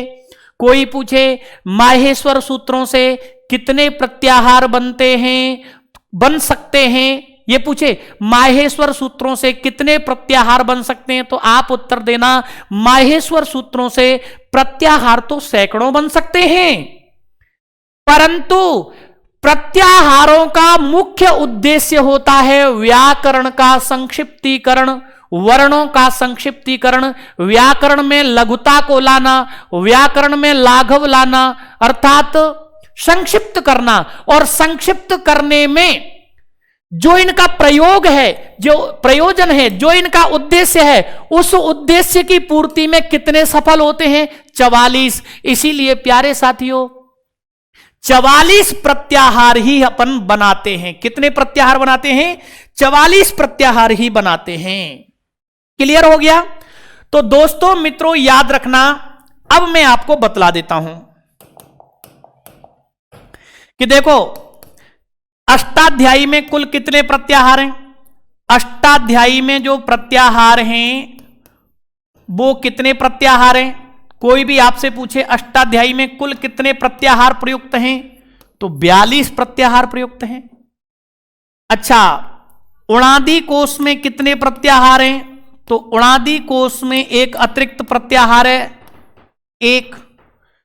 और वार्तिक में कितने प्रत्याहार है? तो वार्तिक में एक अतिरिक्त प्रत्याहार है, वो क्या है? एक चय। और कुल प्रत्याहार कितने हो गए? तो कुल प्रत्याहार हो गए 44। कुल कितने हो गए? 44। प्यारे साथियों, कोई आपसे यह पूछे कि पाणिनि मुनि ने कितने प्रत्याहार प्रयोग किए हैं, तो ध्यान रखना पाणिनि मुनि ने कुल 43 प्रत्याहार प्रयोग किए हैं। कुल कितने प्रत्याहार प्रयोग किए? 43। क्यों? क्योंकि उणादि कोश और अष्टाध्यायी किसकी रचना है? पाणिनि की। तो 42 अष्टाध्यायी में एक किसमें मित्रों? उणादि कोश में। तो ये 4 प्रश्न हो गए। कितने प्रश्न हो गए? 4-5 प्रश्न हो गए। अष्टाध्यायी में महर्षि पाणिनि ने कितने प्रत्याहार प्रयोग किए हैं? 42। उणादि कोश में कितने प्रत्याहार है? 1। वार्तिक में 1। कुल प्रत्याहार कितने हैं? 44। और महर्षि पाणिनि ने कितने प्रयोग किए हैं? तो महर्षि पाणिनि ने प्रयोग किए मित्रों 43। 42 अष्टाध्यायी में, 1 उणादि कोश में। और कात्यायन ने कितने किए हैं? कात्यायन ने मित्रों 1 प्रत्याहार प्रयोग किया है। क्लियर हो गया? तो प्यारे साथियों, इसको कहते हैं अपन प्रत्याहार। प्रत्याहार एक संज्ञा है, प्रत्याहार एक नाम है। किसका नाम है? संक्षिप्तीकरण का। कैसे? जैसे अ से लेकर के क तक अ से लेकर के अपन ने क्या बनाया, क तक, तो ये अक क्या कहलाएगा, प्रत्याहार कहलाएगा, क्योंकि इसने क्या किया है, संक्षिप्तीकरण किया है। क्लियर हो गया। जैसे उदाहरण के लिए आ गया झल, झल, तो झल का मतलब क्या है, झल का मतलब है झ से लेकर के, यहां से लेकर के, झल का मित्रों मतलब क्या है, यहां से लेकर के और ल तक, झ से लेकर के ल तक, तो झ भ घ ढ द ज व ग ड़ द ख फ छ ठ त छ ठ त क प य स स स, तो ये इतने वर्णों का संक्षिप्त झ से लेकर के ल तक जो बनाया है, यही क्या कहलाएगा, प्रत्याहार कहलाएगा। क्यों है ये प्रत्याहार, ये प्रत्याहार इसलिए है क्योंकि झ से लेकर इसने क्या किया है, वर्णों का संक्षिप्तीकरण किया है, यानी 1 2 3 4 5 6 7 8 9 10 11 12 13 14 15 16 17 18 19 20 21 22 23 24, यानी 24 वर्णों को मात्र इसने कितने वर्णों में कह दिया है, 2 वर्णों में कह दिया है। इसीलिए मित्रों ये झल क्या कहलाएगा, प्रत्याहार कहलाएगा, यानी जो भी संक्षिप्तीकरण का कार्य करता है उसको अपन क्या कहते हैं, प्रत्याहार कहते हैं। तो ऐसे ही अक क्या है, प्रत्याहार है। क्यों, क्योंकि यह संक्षिप्तीकरण कर रहा है, अ से लेकर के क तक के सारे वर्ण ग्रहण किए जाते हैं। जल क्या है, प्रत्याहार है, क्योंकि ज से लेकर के ल तक के सारे वर्ण ग्रहण हो जाते हैं, संक्षिप्तीकरण हो रहा है। सल क्या है, प्रत्याहार है। क्यों, क्योंकि स से लेकर के, इस स से लेकर के ल तक के सारे वर्ण ग्रहण हो रहे हैं, तो संक्षिप्तीकरण हो रहा है। क्लियर हो गया। तो प्यारे साथियों, आप एक बार लेखन कार्य करेंगे, फिर उसके बाद में आगे बढ़ेंगे। लिखेंगे माहेश्वर सूत्रों से, माहेश्वर सूत्रों से माहेश्वर सूत्रों से प्रत्याहार तो सैकड़ों बन सकते हैं, माहेश्वर सूत्रों से प्रत्याहार तो सैकड़ों बन सकते हैं,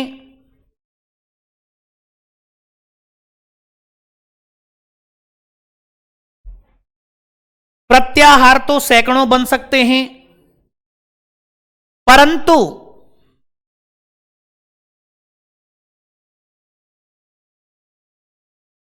परंतु संक्षिप्तीकरण का कार्य, परंतु संक्षिप्तीकरण का कार्य, परंतु संक्षिप्तीकरण का कार्य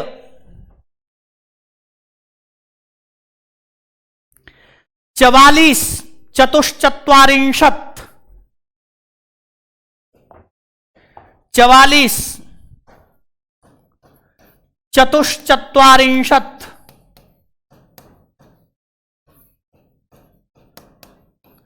चतुश्चत्वारिंशत् 44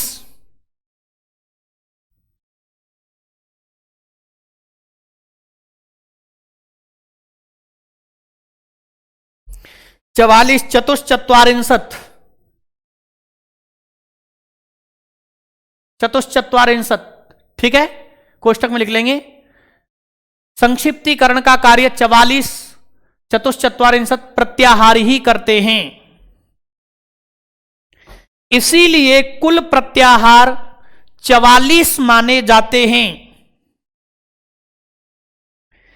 इसीलिए कुल प्रत्याहार 44 माने जाते हैं।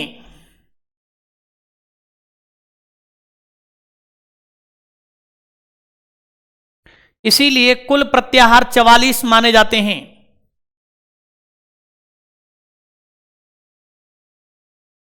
ठीक है, अब इनको लिख लेंगे ऐसे, ज्यों की त्यों लिख लो। अष्टाध्यायी में 42 प्रत्याहार, उणादि कोश में 1 प्रत्याहार, वार्तिक सूत्रों में 1 प्रत्याहार, कुल प्रत्याहार 44, और पाणिनि ने कितने प्रयोग किए हैं, 43 प्रत्याहार।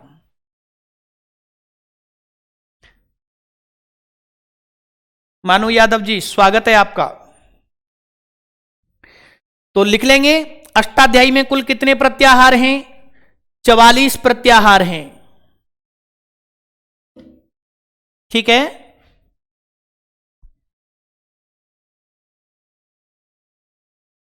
वो सॉरी, अष्टाध्यायी में 42 प्रत्याहार है, उड़ादी कोश में लिख लेंगे 1 प्रत्याहार है, वार्तिक में 1 प्रत्याहार है।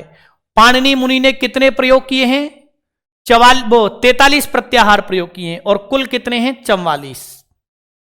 ठीक है।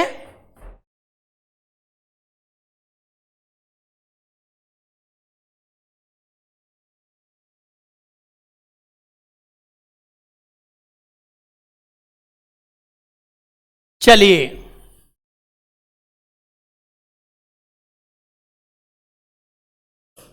प्यारे साथियों, अपन को यह पता चल गया कि कुल प्रत्याहार कितने, प्रत्याहारों का प्रश्न आ जाए तो अपन सीधे सीधे उत्तर देंगे। अब जो मैं बात करता हूं मुख्य प्रत्याहारों की, तो देखिए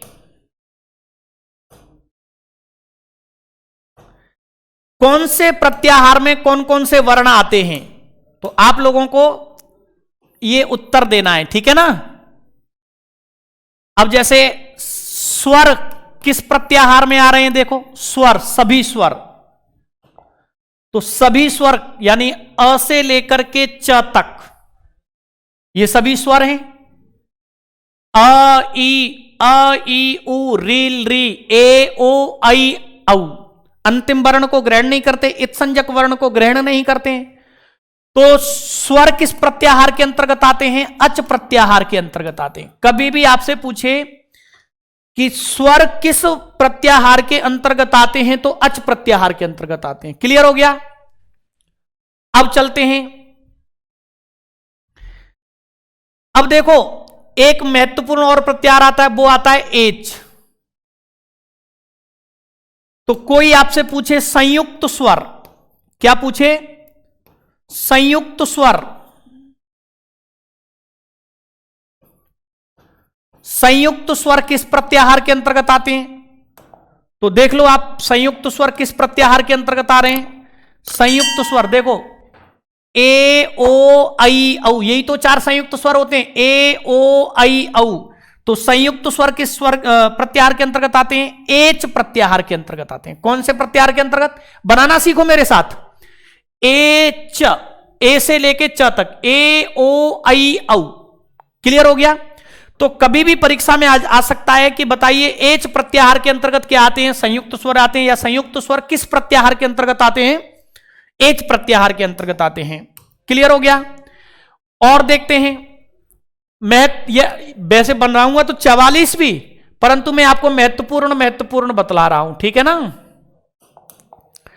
तो साथियों जो ज्यादा काम आएंगे, अब जैसे अंतस्थ वर्ण किस प्रत्याहार के अंतर्गत आते हैं? अंतस्थ, देखो अंतस्थ में कौन कौन से आते हैं?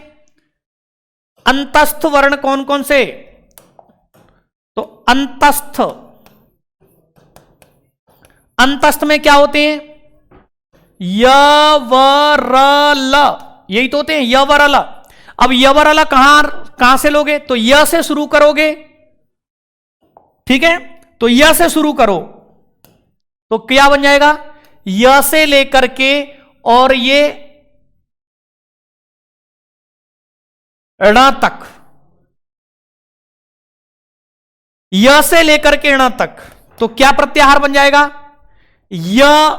वो सॉरी, ह पे लगा दिया मैंने निशान। य से लेकर के कहां तक? ण तक।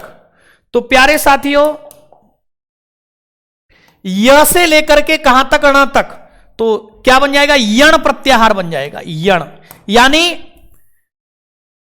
य व र ल, जिनकी इत संज्ञा हो जाती है, तो इसमें अ की इत संज्ञाएं, ध्यान रखना, अ की इत संज्ञाएं ल तो है ही, आगे चल करके बताऊंगा। तो प्यारे साथियों याद रखना, अंतस्थ वर्ण किस प्रत्याहार के अंतर्गत आते हैं? यण प्रत्याहार के अंतर्गत आते हैं।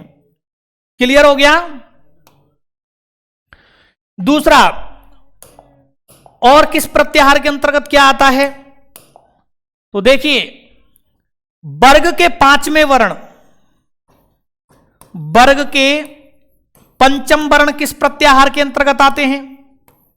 तो वर्ग के पंचम वर्ण किस प्रत्याहार के अंतर्गत आते हैं? देखो पंचम वर्ण ये रहे, य म ङ ण न, तो कौन सा प्रत्याहार बनेगा? यम प्रत्याहार बनेगा। क्या प्रत्याहार बनेगा? यम, सॉरी,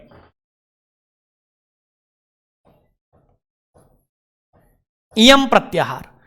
तो यम प्रत्याहार के अंतर्गत कौन कौन से आ गए? वर्ण के पंचम वर्ण। कभी भी किसी सूत्र में अच कह दिया जाए तो सभी स्वर ग्रहण करना, कभी किसी सूत्र में एच रखा हुआ हो तो संयुक्त स्वर ग्रहण करना, कभी किसी सूत्र में यण रखा हुआ हो तो अंतस्थ वर्णों का ग्रहण करना, कभी किसी सूत्र में यम रखा हुआ हो तो क्या ग्रहण करना? यम कह दिया जाए तो वर्ग के पंचम वर्ण ग्रहण करना। क्लियर हो गया? और देखो, अब जैसे ये तो पंचम वर्ण आ गए, अब वर्ग के चौथे देख लो। वर्ग के चौथे वर्ण किसके अंतर्गत आ रहे हैं? वर्ग के चतुर्थ। वर्ग के चतुर्थ वर्ण किस प्रत्याहार के अंतर्गत आते हैं? चतुर्थ का मतलब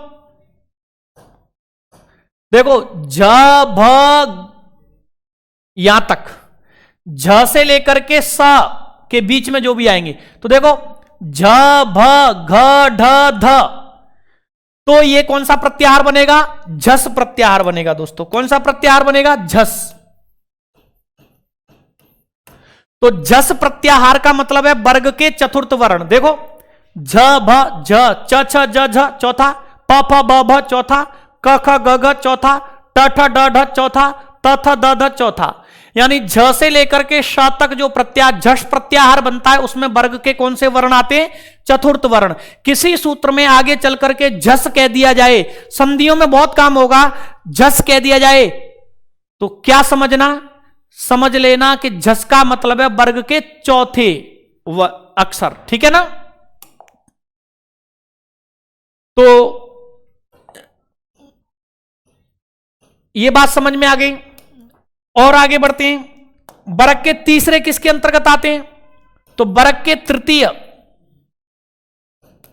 वर्ग के तृतीय वर्ण किसके अंतर्गत आते हैं? वर्ग के तृतीय वर्ण देखो, तो वर्ग के तृतीय वर्ण आ जाएंगे ज ब ग ड़ द, यानी ये तृतीय है तो प्रत्याहार क्या बनाएंगे? क्योंकि प्रत्याहार हमेशा अंतिम के साथ बनाते हैं, तो इसके साथ प्रत्याहार बनेगा, क्योंकि इत संज्ञक के साथ ही प्रत्याहार बनाना है। इत संज्ञक नहीं है तो उसके साथ प्रत्याहार नहीं बनाएंगे। तो ज से लेकर के स तक प्रत्याहार बनेगा। क्या प्रत्याहार बन जाएगा दोस्तों? जस प्रत्याहार बन जाएगा। कौन सा प्रत्याहार बन जाएगा? जस। तो ध्यान रखना, जस प्रत्याहार के अंतर्गत कौन से वर्ण आते हैं? वर्ग के तीसरे। यानी किसी सूत्र में जैसे झलाम, झलाम जस झसी, झलाम जशो अंते, तो जस आ जाए तो क्या समझना? वर्ग के तीसरे वर्ण समझना। क्लियर हो गया? अब देखो, वर्ग के दूसरे वर्ण, ये तो तीसरे आ गए जस प्रत्याहार के अंदर। अब वर्ग के दूसरे तो क्या? झ ब ख फ छ ठ यहां तक आ रहे हैं, लेकिन यहां कोई क्या नहीं है? इत संज्ञक वर्ण नहीं है, तो इसके लिए दूसरों के लिए अलग से कोई प्रत्याहार बनेगा क्या? नहीं बनेगा। क्यों? देखो बेटा, ख दूसरा, प फ, चवर का च छ दूसरा, टवर का ट ठ त थ, ये वर्ग के कौन से हैं? दूसरे हैं। अब यहां पर कोई इत संज्ञक वर्ण होता तो उसमें आ जाते, लेकिन ध्यान रख लेना, दूसरे वर्ण, केवल दूसरे वर्ण के लिए कोई भी प्रत्याहार नहीं है। तो फिर किसके लिए है? अब देखो, यहां से पहले शुरू होते हैं। यहां से क्या होते हैं? पहले शुरू। पहला ये रहा, पहला ये च ट त, ये पहला है, और क प ये पहले है, तो ये क्या है? य। तो ध्यान रखना इस बात का कि वर्ग के प्रथम और द्वितीय, प्रथम और द्वितीय और द्वितीय, ये किसके अंतर्गत आते हैं? वो आते हैं मित्रों खय प्रत्याहार के अंतर्गत। किसके अंतर्गत आते हैं? खय प्रत्याहार के अंतर्गत। तो ध्यान रखना इस बात का कि द्वितीय के लिए कोई भी क्या नहीं है? प्रत्याहार प्रयुक्त नहीं है। केवल द्वितीय के लिए कोई भी प्रत्याहार नहीं है।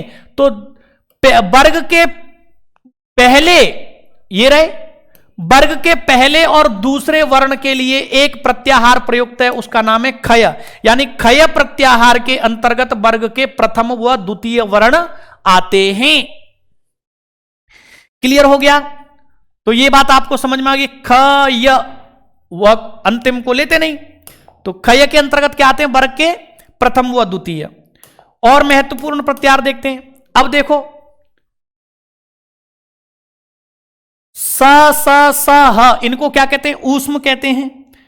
तो सल प्रत्याहार यानी ऊष्म व्यंजन, ऊष्म जो है किसके अंतर्गत आते हैं? वो आते हैं मित्रों शल प्रत्याहार के अंतर्गत। देख लो, शल, सल का मतलब है स से लेकर के ल तक, स से लेकर के कहां तक? ल तक, स से लेकर के ल तक, ठीक है ना। तो स श श और ल, ह, तो ऊष्म वर्ण किसके अंतर्गत आते हैं? सल प्रत्याहार के अंतर्गत आते हैं। क्लियर? अब साथियों ये महत्वपूर्ण प्रत्याहार और भी हैं, थोड़ा बोर्ड खाली होने दो फिर मैं आपको बतलाऊंगा। तो ये बात आप याद रख लेना कि कोई आपसे पूछे स्वर, संपूर्ण स्वर किस प्रत्याहार के अंतर्गत आते हैं? अच प्रत्याहार के अंतर्गत। संयुक्त स्वर, संयुक्त स्वरों के लिए कौन सा प्रत्याहार आता है? एच प्रत्याहार। एच प्रत्याहार में कौन से वर्ण आते हैं? संयुक्त स्वर आते हैं। यण प्रत्याहार में कौन से वर्ण आते हैं? अंतस्थ वर्ण आते हैं। यम प्रत्याहार में कौन से वर्ण आते हैं? वर्ग के पंचम वर्ण आते हैं। वर्ग के चतुर्थ वर्ण के लिए कौन सा प्रत्याहार है? झस प्रत्याहार है। वर्ग के यानी झस प्रत्याहार में कौन से आते हैं? वर्ग के चतुर्थ आते हैं। कैसे भी पूछ सकता है।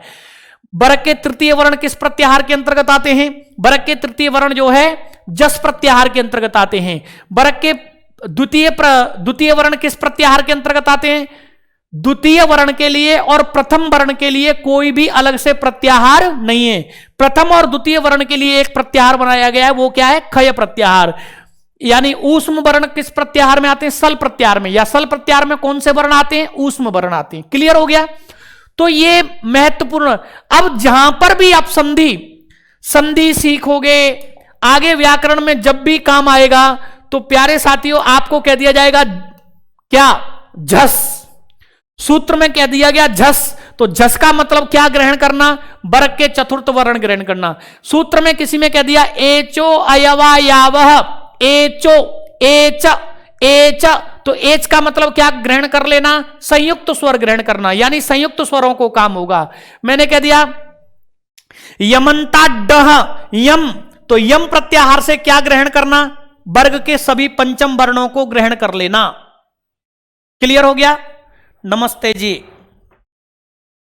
तो हेडिंग डालेंगे महत्वपूर्ण प्रत्याहार, और इनको ज्यों की त्यों लिख लीजिए। महत्वपूर्ण प्रत्याहार और इनको ज्यों की त्यों लिख लीजिए।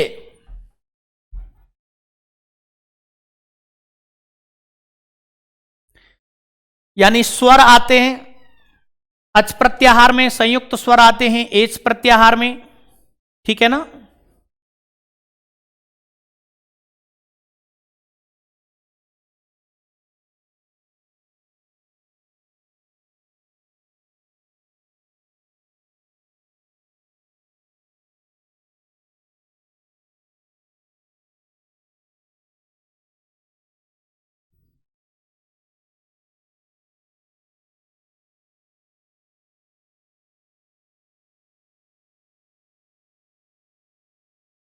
सीधे भी प्रश्न पूछे जा सकते हैं, और ये वैसे भी आपको समझने चाहिए, क्योंकि आगे संधियों में आपको समझना समझाना मुझे बड़ा आसान रहेगा।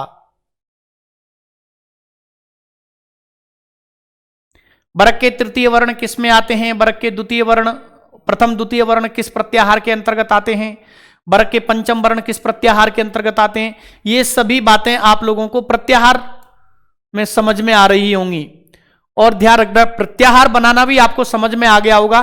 यानी प्रत्याहार में दो वर्ण होते हैं, अच, एच, यण, यम, झस, जश, इनमें क्या है? दो दो वर्ण हैं। तो पहले वर्ण से शुरू करते हैं और अंतिम इत संजक तक जाते हैं। बीच में कोई इत संज्ञा वाला वर्ण मिलता है तो उसको ग्रहण नहीं करते हैं।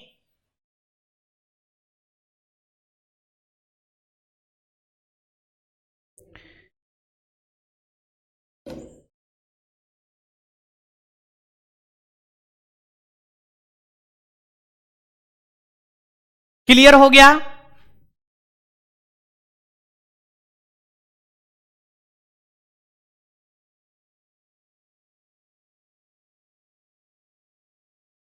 परम आनंद की अनुभूति हो रही है गुरुदेव। चीजें जब समझ में आती हैं, जब कोई चीज समझ में आती है, ज्ञान में पढ़ने में अपने आप में ही आनंद है, पढ़ने में अपने आप में ही आनंद है। जब हमें चीजें समझ में आती हैं तो फिर स्वयं आनंद की अनुभूति होती है। और इस बार ओजस्वी क्लासेस ये अनुभूति जरूर कराएगा कि इस बार आपका सिलेक्शन हो जाएगा, ठीक है ना? तो ये लिख लिए ना। चलिए,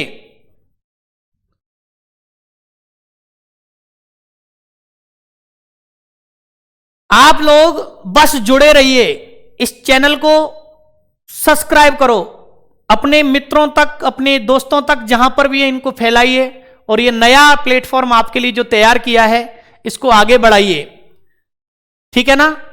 मेहनत करने का कार्य, एक भी व्यर्थ की बातें किए बिना मैं इस चैनल को जो है चलाऊंगा, और पूरा का पूरा paper, second paper, first grade और सेकंड ग्रेड दोनों के कवर करेंगे।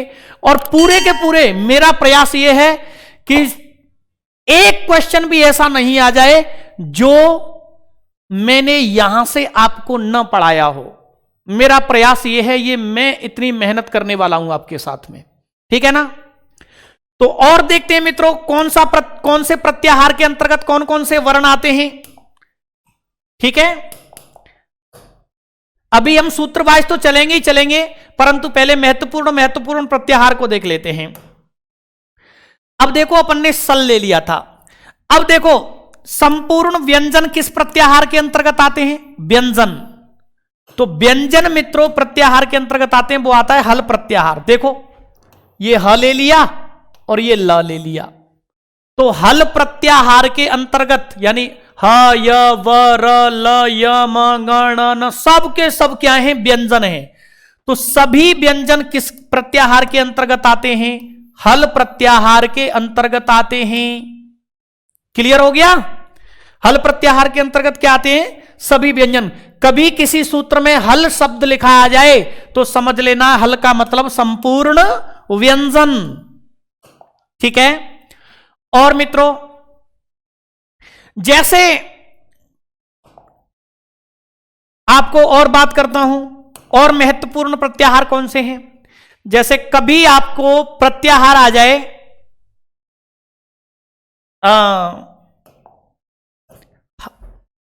अब देखो, एक घोष वर्ण होते हैं, आगे चल करके बताऊंगा, तो घोष वर्ण के अंतर्गत क्या आते हैं? वर्ग के तीसरे, चौथे, पांचवें। वर्ग के तीसरे, चौथे, पांचवें य, व, र, ल और ह, ये किसके अंतर्गत आते हैं? घोष वर्णों के अंतर्गत आते हैं।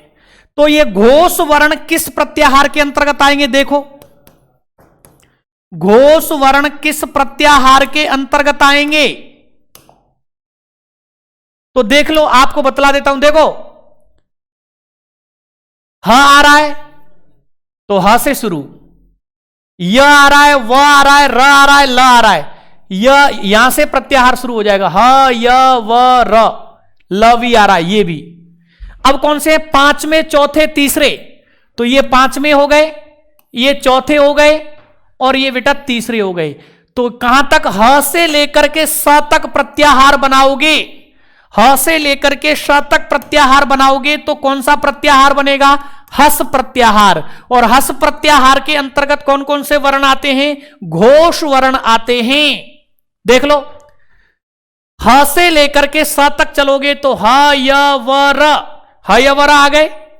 ल वर्ग के पांचवें हैं, ये वर्ग के चौथे हैं, ये वर्ग के कौन से? तीसरे। तो घोष वर्ण परीक्षा में कई बार पूछा गया है कि घोष वर्ण किस प्रत्याहार के अंतर्गत आते हैं, तो आप सीधे उत्तर देना, घोष वर्ण जो है हस प्रत्याहार के अंतर्गत आते हैं। अच्छा, अघोष वर्ण किस प्रत्याहार के अंतर्गत आते हैं? अघोष वर्ण। तो अघोष वर्ण में देखो कौन कौन से वर्ण आते हैं? वर्ग के दूसरे, पहले और दूसरे, और श, स और स। ये किसके अंतर्गत आते हैं? अघोष में। आगे चल करके बताऊंगा मैं आपको। अब देखो ये वर्ण किस प्रत्याहार के अंतर्गत आते हैं? पहले, दूसरे, सा और हा। तो देखो दूसरा कहां से शुरू होता है? यहां से। ये दूसरे हो गए बरक के, ये बरक के कौन से हो गए? पहले हो गए। ये सा, शा और हा, यानी सॉरी हा नहीं लेते हैं, घोष वर्णों में ह नहीं आता है, श आता है, ठीक है ना। तो कहां तक? सा। तो कौन सा प्रत्याहार बना? यानी प्रत्याहार आपका जो बना है,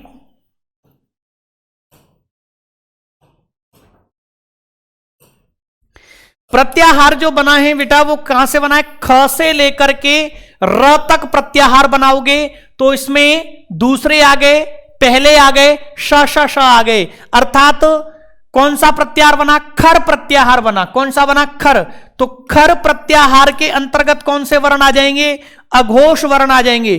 कभी किसी सूत्र में खर लिखा हुआ हो, जैसे खरीचा, तो खरीचा का मतलब क्या समझना? खरीचा में खर आया है, खर का मतलब क्या समझना? अघोष वर्ण समझना दोस्तों। क्या समझना? अघोष वर्ण। क्लियर हो गया? बिल्कुल रो कीजिए। तो आप लोगों को पूरी तरह क्लियर हो गया होगा कि हस प्रत्याहार के अंतर्गत घोष वर्ण क्यों आते हैं, खर के अंतर्गत अघोष क्यों आते हैं, ये पूरी तरह क्लियर हो गया ना। ये कई बार परीक्षाओं में, छोटी परीक्षाओं में भी और बड़ी परीक्षाओं में भी, दोनों में पूछा जाता रहा है। तो व्यंजन किस प्रत्याहार में आते हैं? हल प्रत्याहार में। घोष वर्ण किस में आते हैं? हस प्रत्याहार में। अघोष खर प्रत्याहार में आते हैं। अब और बात करता हूं, मित्रों, कभी आपसे यह पूछा जाए कि महत्वपूर्ण प्रत्याहारों में, जैसे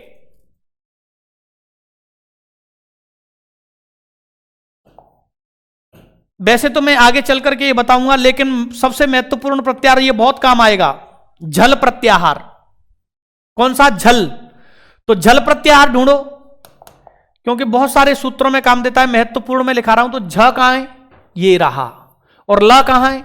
ये रहा। झ ये रहा और ल ये रहा, ठीक है ना। तो क्या प्रत्याहार बना? झल। और झल प्रत्याहार के अंतर्गत कौन कौन से वर्ण आ जाएंगे? झल प्रत्याहार के अंतर्गत जो वर्ण आ जाएंगे बेटा, झ, भ, घ, ढ, बरक के चौथे आ गए। ये बरक के कौन से हैं? तीसरे आ गए। ये बरक के कौन से हैं? दूसरे। पहले, यहां तक पहले आ गए। ये स और ह आ गए। यानी झल प्रत्याहार के अंतर्गत बरक के कौन से आते हैं? पहले, दूसरे, बरक के पहले, दूसरे, तीसरे, चौथे और ऊष्म वर्ण आते हैं। किस प्रत्याहार के अंतर्गत? झल प्रत्याहार के अंतर्गत। क्लियर हो गया? ये बहुत काम देगा। तो देखो ये चौथे हो गए, ये तीसरे हो गए, और ये कौन से हो गए? दूसरे हो गए। और ये कौन से हो गए? पहले हो गए। श और हा क्या हो गए? ऊष्म हो गए। तो झल प्रत्याहार के अंतर्गत कौन कौन से वर्ण आ जाते हैं? बरक के पहले, दूसरे, तीसरे, चौथे और ऊष्म आते हैं। तो दोस्तों, साथियों और मित्रों, इस बात को याद रख लेना। आप लोगों को यह पूर्णतः समझ में आ गया होगा कि किस प्रकार से महत्वपूर्ण प्रत्याहारों में कौन कौन से वर्ण आते हैं, ठीक है ना। तो इसको भी लिख लीजिए, आप इनको भी लिख लीजिए।